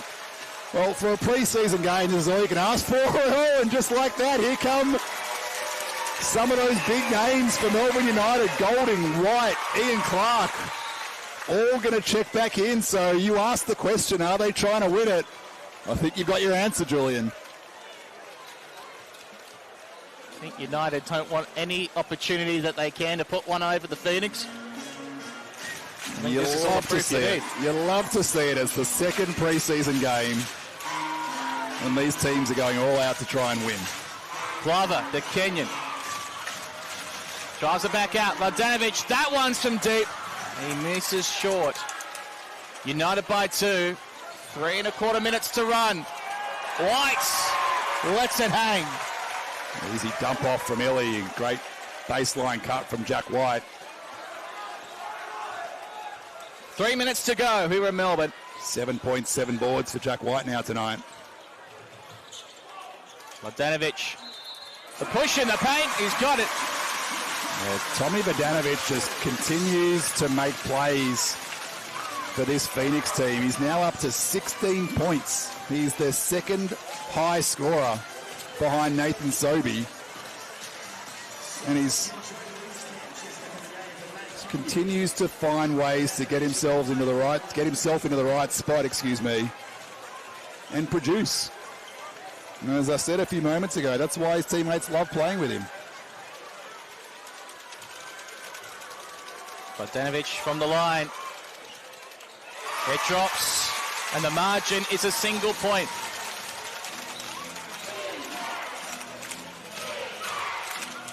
Going up a level here. Going up a notch. And the run into NBL25. Clark kisses the glass and cashes in the 2. Mike Kelly wanting to travel on Clark. He thought he dragged the feet when he stopped. Glover just didn't get it to roll. The steal from Wieskamp. Best thing he's done all night. And now Lewis the try. Kicks out to Vodanovic. It's a whistle. It's a big whistle too. It's 3 free throws. And a technical foul's been called on Ian Clark. And the tech. Elliot Green makes the call. So this is a big turn of events in favour of the South East Melbourne Phoenix. There'll be 1 technical free throw first. Angus Glover's going to take that. And then 3 free throws to Tom Vodanovic. And it's a 3-point game. Now 2. 2:15 to go.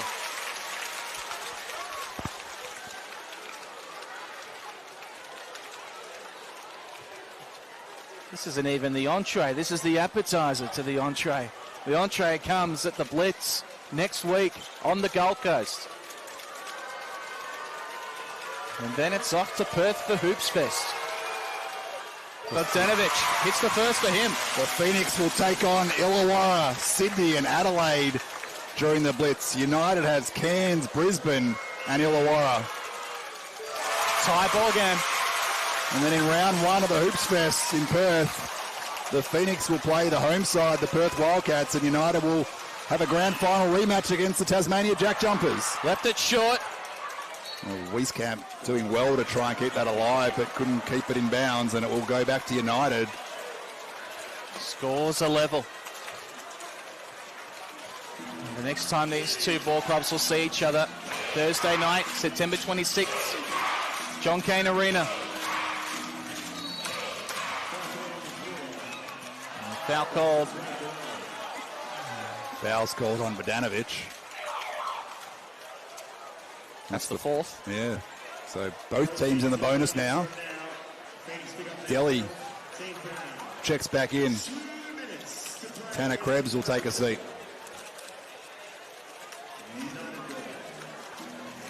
2:02 remaining.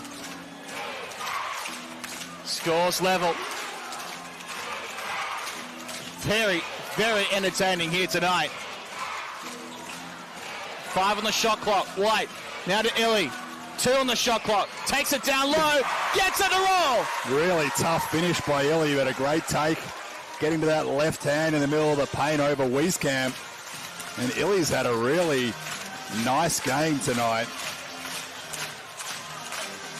The Phoenix now. Glover got himself down into an uncomfortable spot. And through the pass, it was tipped out by Lowe, and it keeps possession with the Phoenix and 12 on the shot clock. 19 points and 5 assists for Shea Illy tonight. Oh, that was not the inbound they were looking for. Tried the teardrop, the floater. But United now find themselves with possession and an opportunity to push it out to 4. Clark's jumper doesn't go. United quite often puts the ball in Ian Clark's hands in late game situations. That time he came up a little bit short. Bogdanovic, yes! Great feed from Angus Glover. Right on the money. And Tom Bogdanovic continues to deliver for this South East Melbourne Phoenix team tonight. It's 91 apiece with 1:12 remaining. And this crowd is energized. Bogdanovic is now the game's high scorer with 21 points, Julian. Who would have had that coming into this one?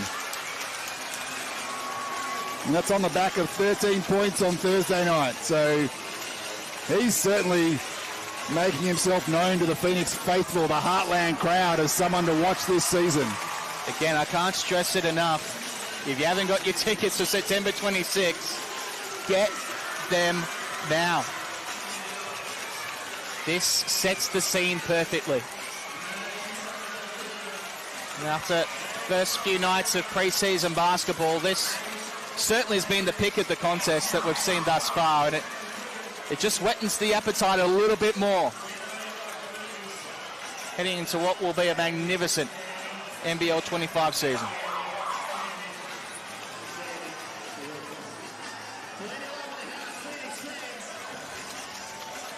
So the Blitz next weekend. Hoops Fest follows on from that over in Perth. What a spectacle that will be. The WNBL are part of the Hoops Fest activities as well. A basketball lover's paradise. And then we get going. The season proper. Of course, Hoops Fest part of the season, but after that everyone heads back home and we get into the grind of the summer. 91 apiece. Just over a minute to run. Low, look for Clark. Gives it to Delhi instead. 6 on the shot clock. Delhi in the paint. Yes! United by 2. That's what he's so good at. And Elliot Green giving a flop warning to the Phoenix on that one. Bogdanovic tried to draw an offensive foul against Delhi. Glover kicks it out round the horn. Foxwell does it himself. Great take by Foxwell. Pretty good defensive rotation there by United on that possession. Foxwell just made a tough hit. 11 and a half seconds. That's the differential between the shot and game clock. Tied at 93. 8 on the shot clock for Delvedova. Looks to repeat the feat. Airballs it. Illy keeps it in. Glover's going to let it go out of play.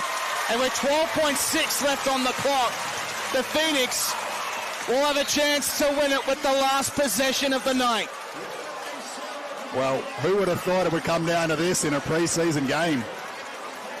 We've seen some very lopsided results so far in NBL pre-season action. This Thursday night's game between this Phoenix team and the Brisbane Bullets was much tighter at just a 6-point margin. But dare I say it, are we going to get free basketball tonight, Jules?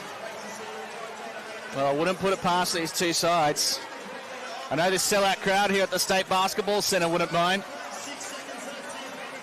I don't think we've got anywhere else to be. Where else would you want to be on a Saturday night? Well, we're not even in the spring.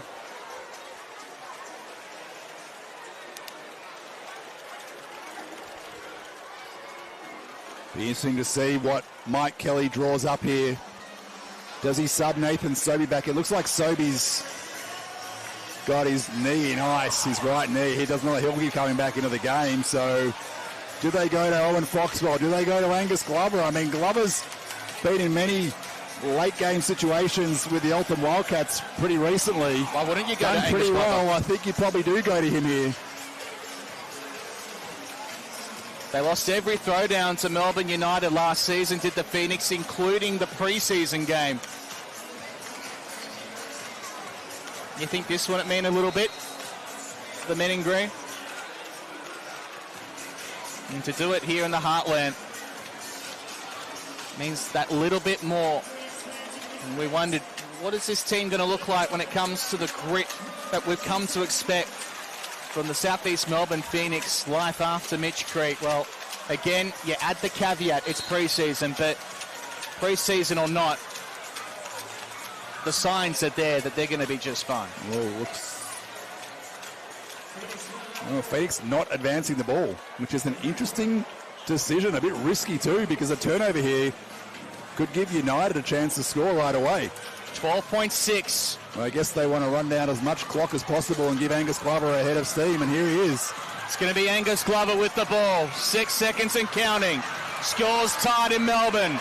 Glover to win it. He's done it again! Yes, sir! Oh! 0.4 on the clock. Angus Glover. His name's in lights. Wow. Redemption season for you, Angus. Wow. It's begun early. He's carried it over from the NBL1 season. Angus Glover hitting big shot after big shot. And doesn't this Heartland crowd love it? What a way to introduce yourself to your new fans. Angus Glover. Not an easy hit either. He was a couple feet behind the three-point line. He had Rod Lowe closing out on him. And he made it look easy. Clutch from Angus Glover. We asked the question, who is going to be the new face of the franchise post Mitch Creek? Well, I think Angus Glover has certainly made an emphatic case for it to be him. 4 out of 5 from downtown tonight, Angus Glover. 18 points. And none bigger than that one right there. With half a second left to put his team up by 3. 0.5 of a second. They're not going to run Chris Golding. It's Shaley on the floor with White, Clark, Dellavedova, and Rob Lowe. I dare say the action will be for Ian Clark, with Rob Lowe probably as a secondary option. Watch for Lowe setting a pick and popping to the top maybe. 0.5 is probably just enough time to catch and shoot, Jules. Can United force overtime with half a second to work with? What a finale to what's been an enthralling night here at the State Basketball Centre. Clark's deep, catch and shoot. Stares down the bench. Oh my God! Ian Clark, you cannot strip that. You cannot teach that. Ian Clark says it's my show tonight. This and we're going to OT. is amazing. Wow. Can you believe that? Well, Mike Kelly's just asking the question is whether he got it off in time and can it be reviewed. I don't think there's any review in preseason games, so I dare say that's going to count. But I'm pretty sure he got it off in time anyway. Wow, Ian Clark, backboard, rim, down. What a big hit. That had a bit of everything. Angus Glover at one end, and then at the other, Ian Clark. Can we just say, how good is the NBL? Pre-season or not, this has just been highly, highly entertaining tonight. And these fans have been treated to an absolutely great contest. It's still winter for a few more hours. It's August. You couldn't ask for a better advertisement for the upcoming season than this. Crosstown rivals, pre-season game, Heartland, sold-out crowd, 2 3-pointers in less than a second to send it to overtime. Let's move the first Throwdown to Rob Laver at this rate. You're not going to have problems selling tickets. You're not going to miss one of these, aren't you? Wow. We're going to overtime, 96 apiece. Ian Clark with one of the coldest buzzer beaters you will ever see. 4 of 8 tonight, Ian Clark now after that one. 16 points. He shot 43% from downtown last season. He is one of the best three-point shooters in the league. And we will go 5 more minutes. So how do these two teams approach this now? As far as minutes restrictions and the like, where do you go from here? You don't necessarily plan for this in pre-season, do you? No, I dare say that some of those United players will be done now. You see Campbell Blogg coming into the lineup now. It's a free hit for some of these guys.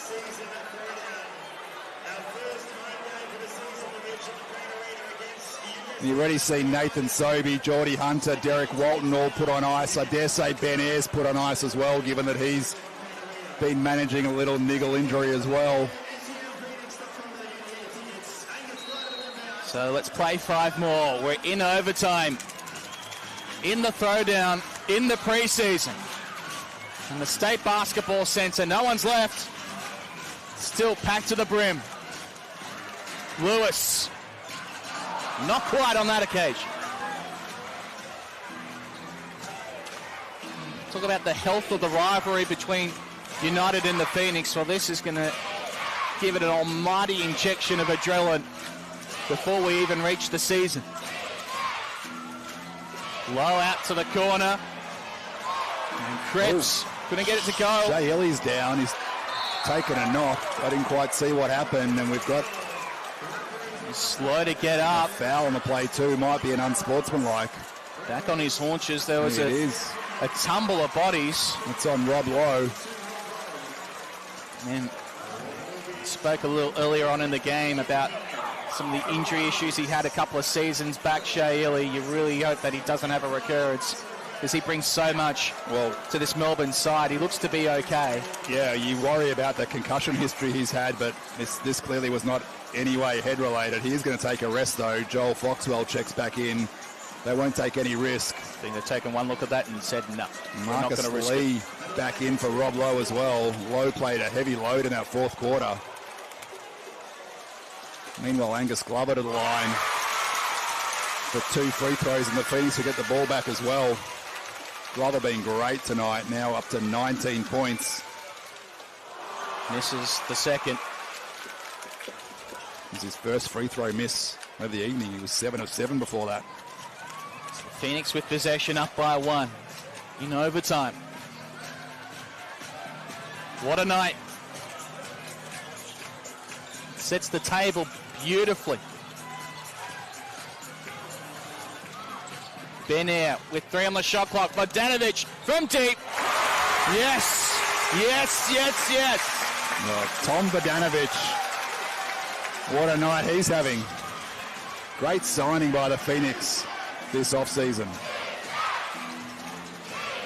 Phoenix by 4. 100 plays 96. Joel Foxwell's pass flew into the Phoenix bench. And for that young man, Joel Foxwell, his first taste of high-pressure basketball at the NBL level. Ben Ayre back into the game. I thought he would have been done. Great to see him out there. His pass went by Bogdanovic. Over and back. Backcourt violation. United get a let off there. Mike Kelly arguing the point. Phoenix thought it was tipped by a United player. Referees saw otherwise. I thought that the Throwdown rivalry might have been put on ice a little bit after last season's sweep. Tonight has injected some new life into it, and then some. Doesn't drop. for Tanner Krebs, but he will go to the line. Fouls on Wieskamp. His second.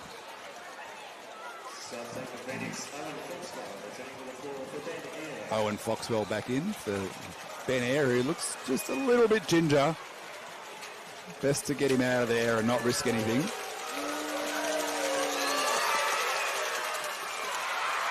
So we've got the two Foxwell brothers lining up on each other again. They've played on each other briefly in the first half. Played on each other a couple of times in the NBL1 South Conference this year as well. I witnessed one of those, Sandringham against Eltham. It's a 2-point game. There's a third Foxwell brother too coming up through the junior ranks, and he's a great player too. Here's Glover. They just parted for him. Oh, he teased us that time, did Gus? Thought he was going to go up and throw that one down. Just laid it in ever so softly. They just backed saving off. those legs. They parted for him. And it's a 4-point lead for the Phoenix with 3:08 to go with a timeout. And if nothing else, this Heartland crowd is going to leave here tonight with some hope about this team. Right? Again, it's a meaningless preseason game. We get that. But some of these new pieces they've added, Nathan Sobey with 20 points tonight, Tom Bodanovich with 24, Angus Glover now with 21, Geordie Hunter gave them some really nice contributions. They've seen something that they can get behind this season. And after the way last season finished, you know, really disappointing, obviously, for them to not only fall out of finals contention, but ended up finishing last when all was said and done. They need some excitement. They need something to get behind, and this is a really good showing, and they're getting a glimpse of what this team could be about. There's a long way to go. We don't know how good they're going to be yet. We don't know whether they're going to make finals, as we see a swarm of security surround Josh Giddey as he leaves. But this Phoenix team has some excitement about them again, and a renewed energy, and I think that's a big win if you're Tommy Greer and you're Simon Mitchell in the front office. The fans are going to be there in droves this season again. They've built their crowd numbers year on year, and they've got something to be excited about for NBL25. I think this crowd might also leave with some Angus Glover number 5 jerseys too. Here's Joel Foxwell. Now from deep. Yeah! They're not going away, United. Campbell Blogg hasn't played much tonight, but no hesitation there. 1-point lead to the Phoenix. 2:35 remaining in OT. Bodanovich, the triple. Oh, Cash! Wow. And a little miscommunication defensively there from United. Blogg was trying to stick with Glover and ended up having a switch and was late rotating on Bodanovich, who popped by that stage. Joel Foxwell wins the foul. It's going to be on Malik Lewis.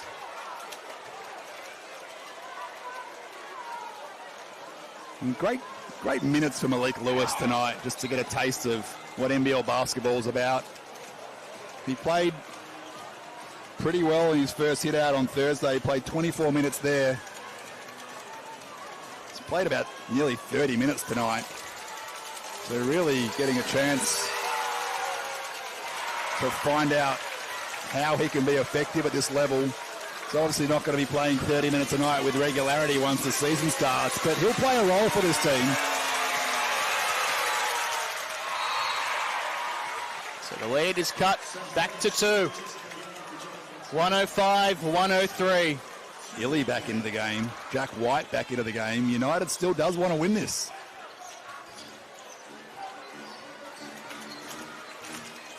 Owen Foxwell. 2 minutes to go.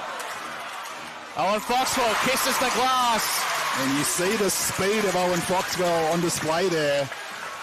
Coming off that high pick and exploding downhill towards the rim. Great take by that young man. Illy the drive, the layup, scores it. With some tired legs defensively. There's some things opening up for both teams right now. Phoenix by 2 points. A minute and a half left in overtime. The high-low pass to Vodanovic, flicked it out, it's been lost. Illy's with it, we've got a whistle. Krebs asking for an unsportsmanlike. Well, they're going to talk about it. Whether it's a transition take foul or not. There were defenders in front. Wouldn't be surprised if it's just a regular foul. And it is. It was called on Wieskamp. That's his third now.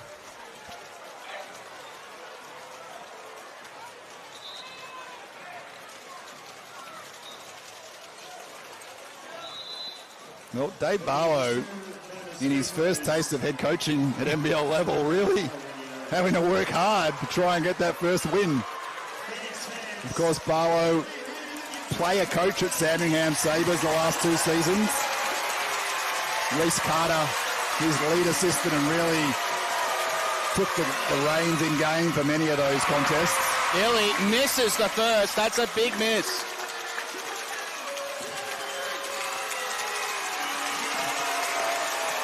Do we get cheeseburgers in the preseason?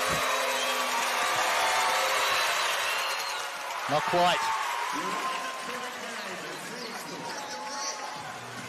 It's been too long since I've had a Hungry Jack's cheeseburger. Just quite. That's probably a good thing for your waistline, maybe not so much for the sponsorship of the NBL. Just put it back in my mind. Angus Glover couldn't hit it from deep. 1 point game, a minute 10 to go in OT. Are you not entertained? Illy drives it, scores it. United by 1. Illy just continues to attack the rim at every opportunity. He's been great. Owen Foxwell. Get to Lewis. Now he's Glover, the man of the moment. Lewis for 3. No good. Lee boards it. Well, he got a great look from Angus Glover. United catch a break with that miss. Big possession here. The Phoenix need to stop. A 3-ball here would make it a 2-possession game. 8 on the shot clock. Illy was tripped by Foxwell as he was taking it through. Yeah, inadvertent, but it is a foul, and that'll send Illy right back to the free throw line. Illy's 9 out of 11 tonight.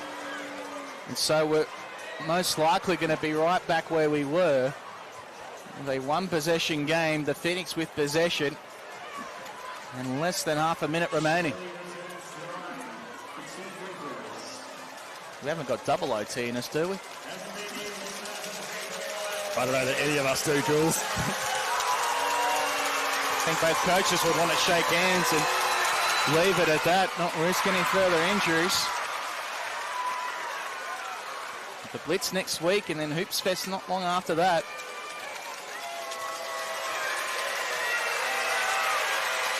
This for a 3-point lead. He makes no mistake. 110 to 107. 5.6 shot and game clock differential. Doesn't matter. The pass of Malik Lewis was led astray. And unfortunately, that's just a young man making a bit of a mistake in a high-pressure situation. He'll learn from it, though. United now with a chance to make it a 2-possession game. Illy to inbound. Finds White. 10 on the shot clock, 26 on the game clock. Illy to White. They almost get the stop. A scramble. Jump ball possession arrows with United. 4.1 on the shot clock. 19.4 on the game clock. 110 to 107 United. Jack White took a little hit to left hand, finger perhaps, just shaking it off. Well, we'll be trying to lob it here to Lee or White, you'd imagine, off this inbound play. A little quick hitter. See what they get. Illy looks for the option. Tipped by Glover. Who else? Now Lee, 1 second at the shot clock buzzer. No good. 13.3 remaining. The Phoenix need a 3 to tie. Well, that's why Marcus Lee doesn't shoot a lot of three balls. But how good was the read by Angus Glover defensively? They did try and lob it to Jack White there, and Glover was right on the spot to tip that away. It's a potential basket-saving play from Glover there, and he gives his team another lifeline, Julian.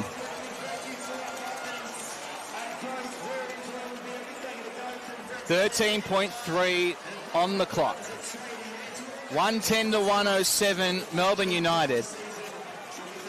And these two sides have given us everything and then some here tonight at a sold-out State Basketball Centre. I mean, do they go back to the same play? Glover again. Wouldn't be surprised if that's the call from Mike Kelly. It worked last time. It certainly did. They just didn't account for Ian Clark with half a second at the other end of the floor. This is preseason. Imagine what we're going to get once we let him go for real.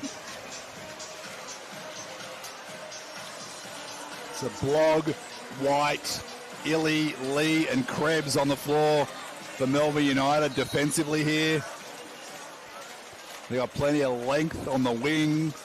You got two tremendous athletes and shot blockers in Jack White and Marcus Lee. And it's Glover, Wieskamp, Lewis, Foxwell and Bogdanovic.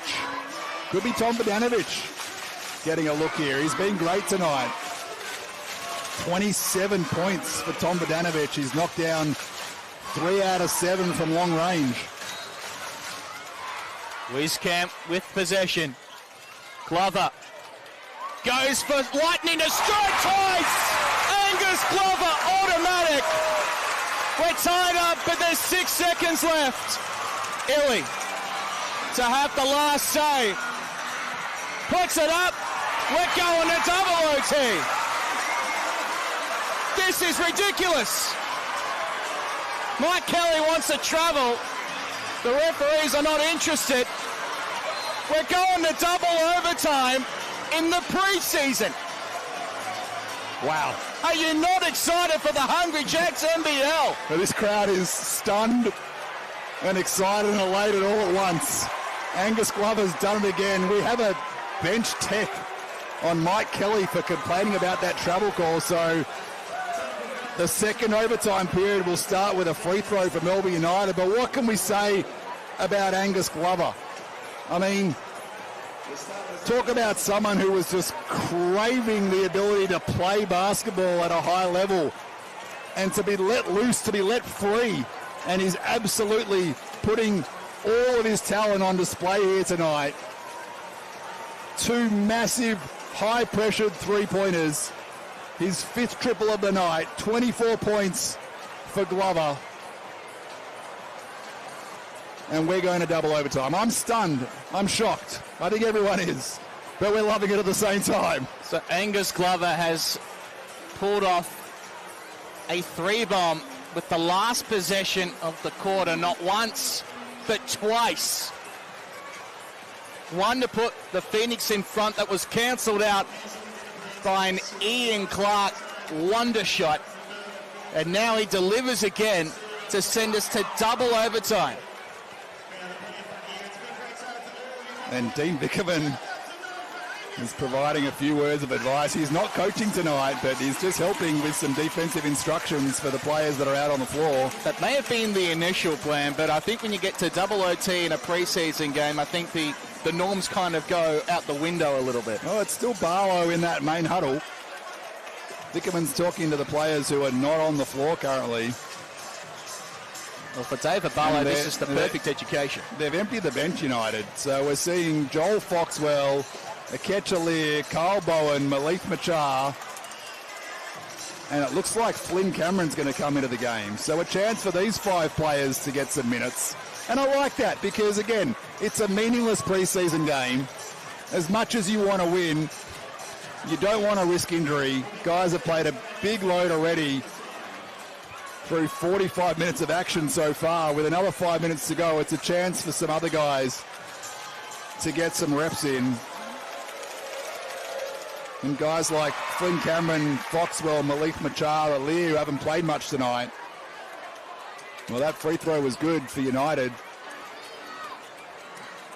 So they'll start overtime up by a point. 5 more minutes. 5 more minutes for both their coaches to hold their breath and hope that both sides come through with a clean bill of health. Bogdanovic takes it down to the rack. And he wins a free throw. He'll go to the line for 2. Just continues to play aggressively, Tom Bogdanovic. Probably not often he gets to play this many minutes in one game. Well, they're certainly going to be building up their endurance, these two sides. Their motors are going to be just fine after this hit out, although the recovery, I'm sure, will be a little more difficult than they had planned. 1 or 2 at the line. We're tied up. Why not? We've been most of the last half an hour. 1-11 apiece in this extraordinary game. And sold out State Basketball Centre in Melbourne. Now the carry and the drive from Akecha Lear yields 2 points for the boys in blue. 113 to 111. Glover, it's his night, but it's not his layup. A rare miss tonight from Glover at the rim. I'll be hoping there'll be plenty more nights like this for Angus Glover come the season proper. It's Malik Machar skying in for that offensive board, and he draws the foul. Joe Wieskamp back in for the Phoenix. It's going to give Tom Bogdanovic a well-earned rest. I think for the Phoenix, they won't be able to print enough Glover number 5 jerseys on the back of this performance. I thought it was going to be a fan favourite pretty early on in the season, but I think he's managed to pull it off in just one night. Angus Glover. So 14 on the shot clock. United by 2 points. Double overtime, pre-season basketball. Joel Foxwell. Let's go the floater, and Glover sharks the football, sharks the ball. He's had it like it's been a football at times. Just launching them from everywhere. That time wasn't the outcome he was looking for. Got tied up down low. And it's United possession, up by 2. And Glover's going to take a rest, and he gets a great ovation from the crowd here. Well deserved. So here's Cameron. Now finding Alir.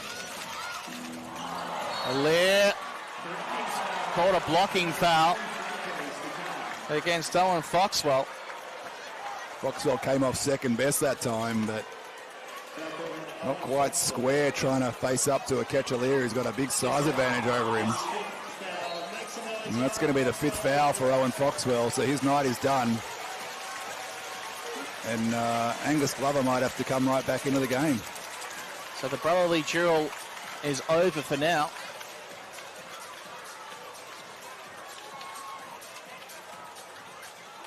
Mike Kelly just taking his time.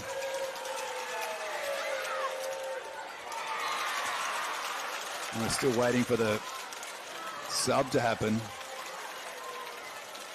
And this is a situation, who do you want to put on the floor if you're Mike Kelly? Is there enough load into Angus Glover, or do they go with Luke Rosendale, or do they bring back Bogdanovic? And it's going to be Glover. It'll be popular with the fans, but I don't know if it'll be popular with the Phoenix Sports Science staff. 3.5 left on the clock. United by 2.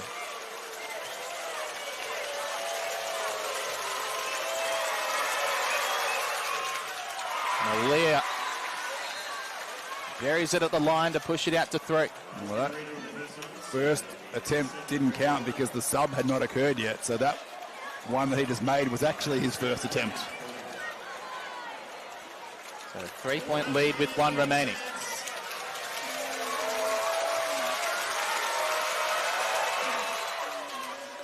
Yeah, it's spun around on the rim, teasing us all.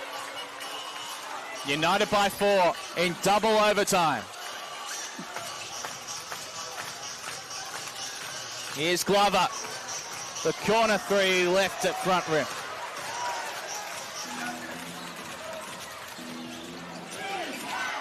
These two sides have given you absolutely everything, and still Angus Glover hustling to every play. Knocked out of bounds. All heart from Angus Glover tonight. He's played over 29 minutes tonight. That's a big load for a preseason game. Flynn Cameron. Now to Kyle Bowen. No good. Cameron gets a hold of it. Dances on the baseline. Aaliyah for 3. Missed it. Kenyon rebounds. Phoenix down by 2 possessions. 2:40 left on the clock. 2 free throws to come for Joe Wieskamp. Nice take by Wieskamp, who's really struggled tonight to get anything going. Just 1 of 9 from the field. Played 32 minutes as well, also a big load. And Glover will take a rest as Luke Rosendale checks in for the first time tonight. Wieskamp just needs to see some shots go down again.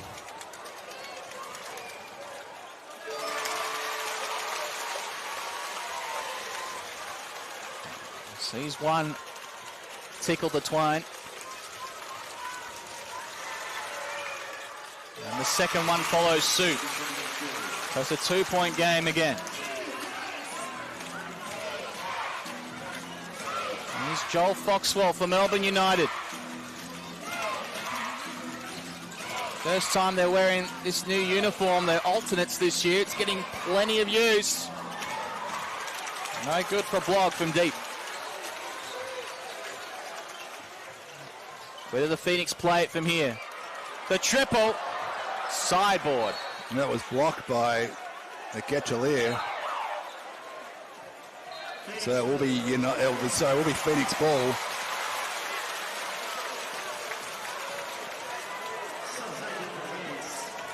Great reach by Alier there to get fingers onto that shot from Rosendale.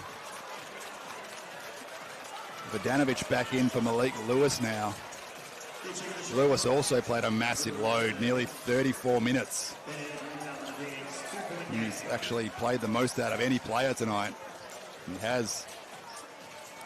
I do wonder if this will change perhaps some of the rotations for both sides' first games of the Blitz with the recovery needed on the back of this. It very well could. So you would think that you'd be closer to seeing a bit more of what we're going to see in the season proper when it comes to the minute share and the rotation. Wieskamp for 3. Couldn't get it to drop. Those plans might need to be altered on the back of this. Well, Melbourne doesn't play till next Saturday night, and the Phoenix don't play till next Sunday, so they should be okay with a full week's rest. It certainly will lighten the load for the next few days in terms of their training before they head up to the Gold Coast. 1:45 to go in double overtime. Wieskamp determined to find a way there. But Alier made sure that those plans were left unanswered. 1:15, 1:13. 6 on the shot clock. The take is a thing of beauty from Tanner Krebs. It sure was. Right around Wieskamp, getting that left hand. Vodanovic, the tray. Bullseye! Well, we are not done yet, folks. 1-point game, 1:10 remaining, double overtime. Tom Vodanovic with 31 points now. Alier, now to Krebs. Inside the last minute. The second overtime period, Krebs bricked it. It's Phoenix ball. Blog did well to try and keep that one alive. I thought it might have come off Wieskamp, but Elliot Green right on the spot. 50 seconds and counting. Air to Kenyon. 2 free throws to come. So a hold off the ball was on Foxwell. Joel Foxwell, that is. What an extraordinary game.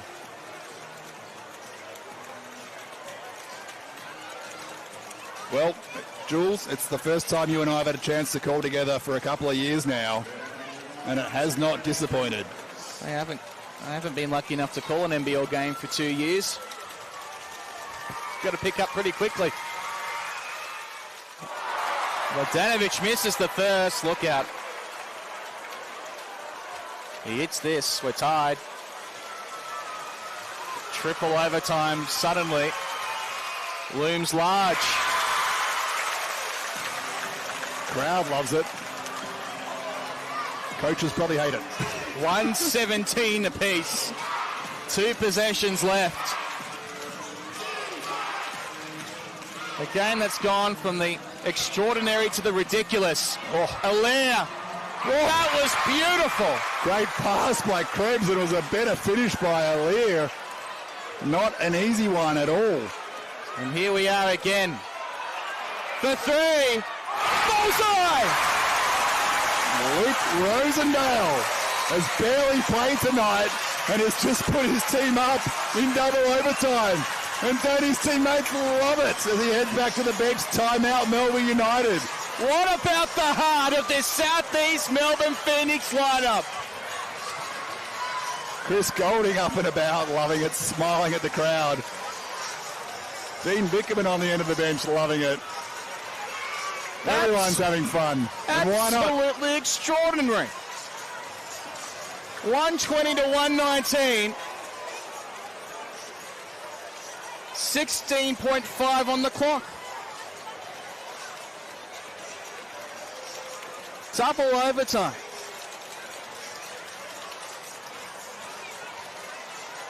Well, I was in Wollongong the night that Illawarra and Melbourne went to 4 overtimes. Oh, yeah. Don't say it. Don't say it.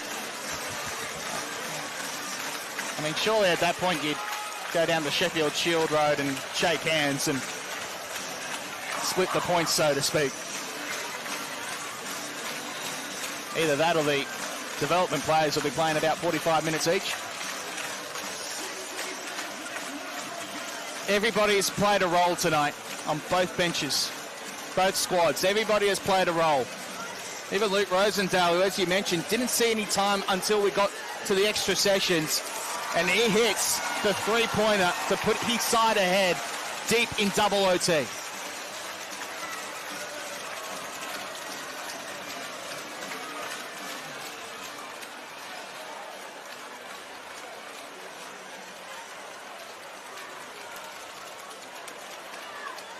Well, it's going to be Campbell Blogg to inbound for Melbourne here.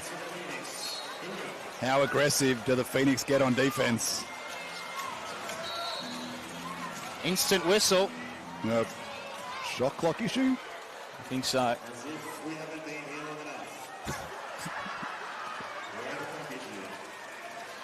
This is not the time for a clock issue to rear its head, but it does happen from time to time.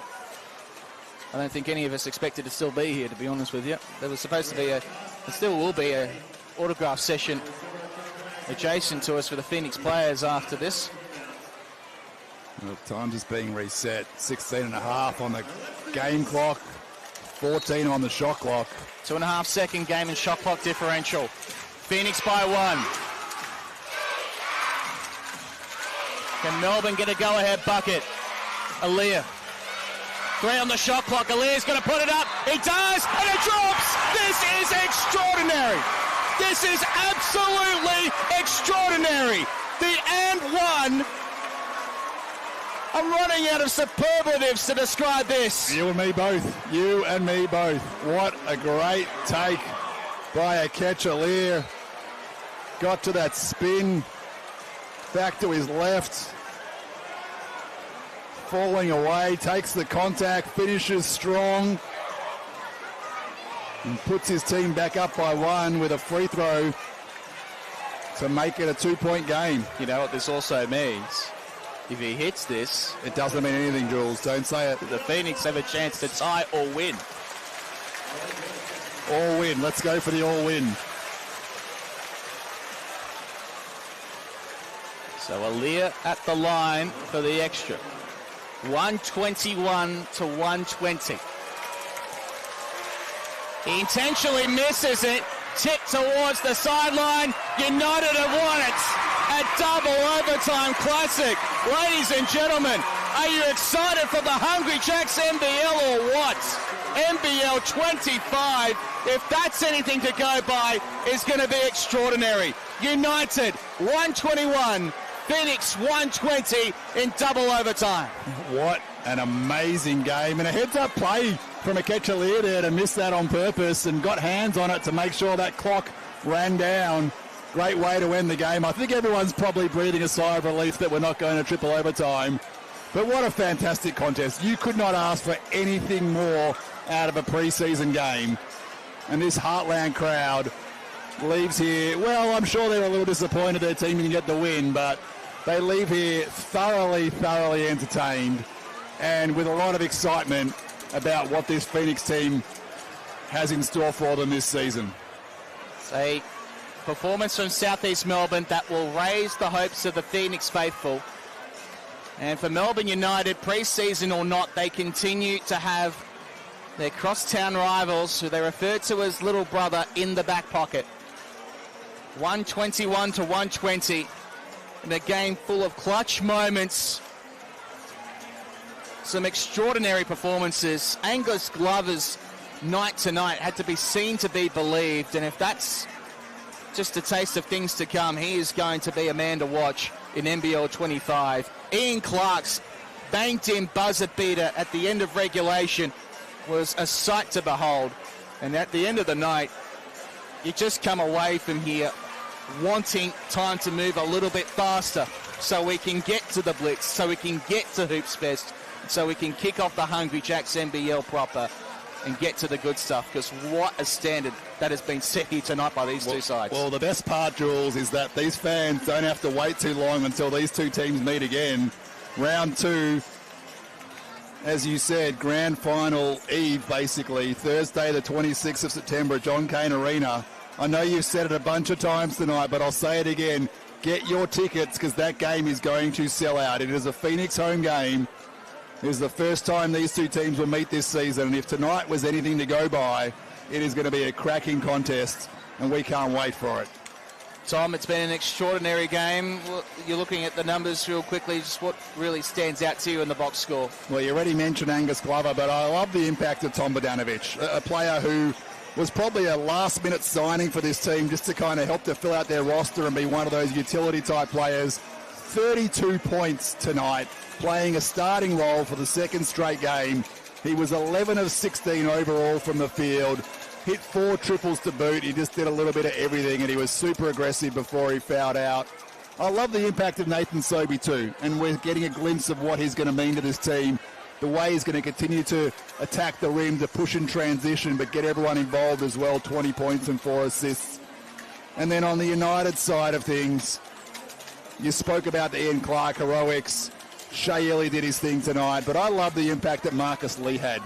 Coming in a little bit underdone. He hasn't spent much time with his team here since he's joined them in preseason so far. He came off the bench tonight, but he was superb with 12 points, 14 boards, and really giving them a strong inside presence, great rim protection, and a sign of how they're going to start to think about replacing Joe Lawala-Chul Jr. and Ariel Hook-Porty this season. So both sets of fans can leave here tonight with hope about their team's outlook this season. I think there's a lot to look forward to. The new players really fitting in well and starting to mesh, and it's only going to get better from here. Leading scorers tonight, 32 points for Tom Bogdanovic, 24 for Angus Glover, 20 points for Nathan Sobey as well. While for United, Shaley with 26 points. Ian Clark, he delivered 16. Chris Golding with 14. What an incredible game to whet the appetite for the Hungry Jacks NBL season. We are just a week away from the Blitz.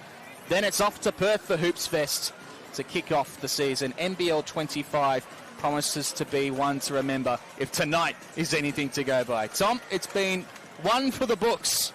Absolutely extraordinary. It's been fun as always. A great contest.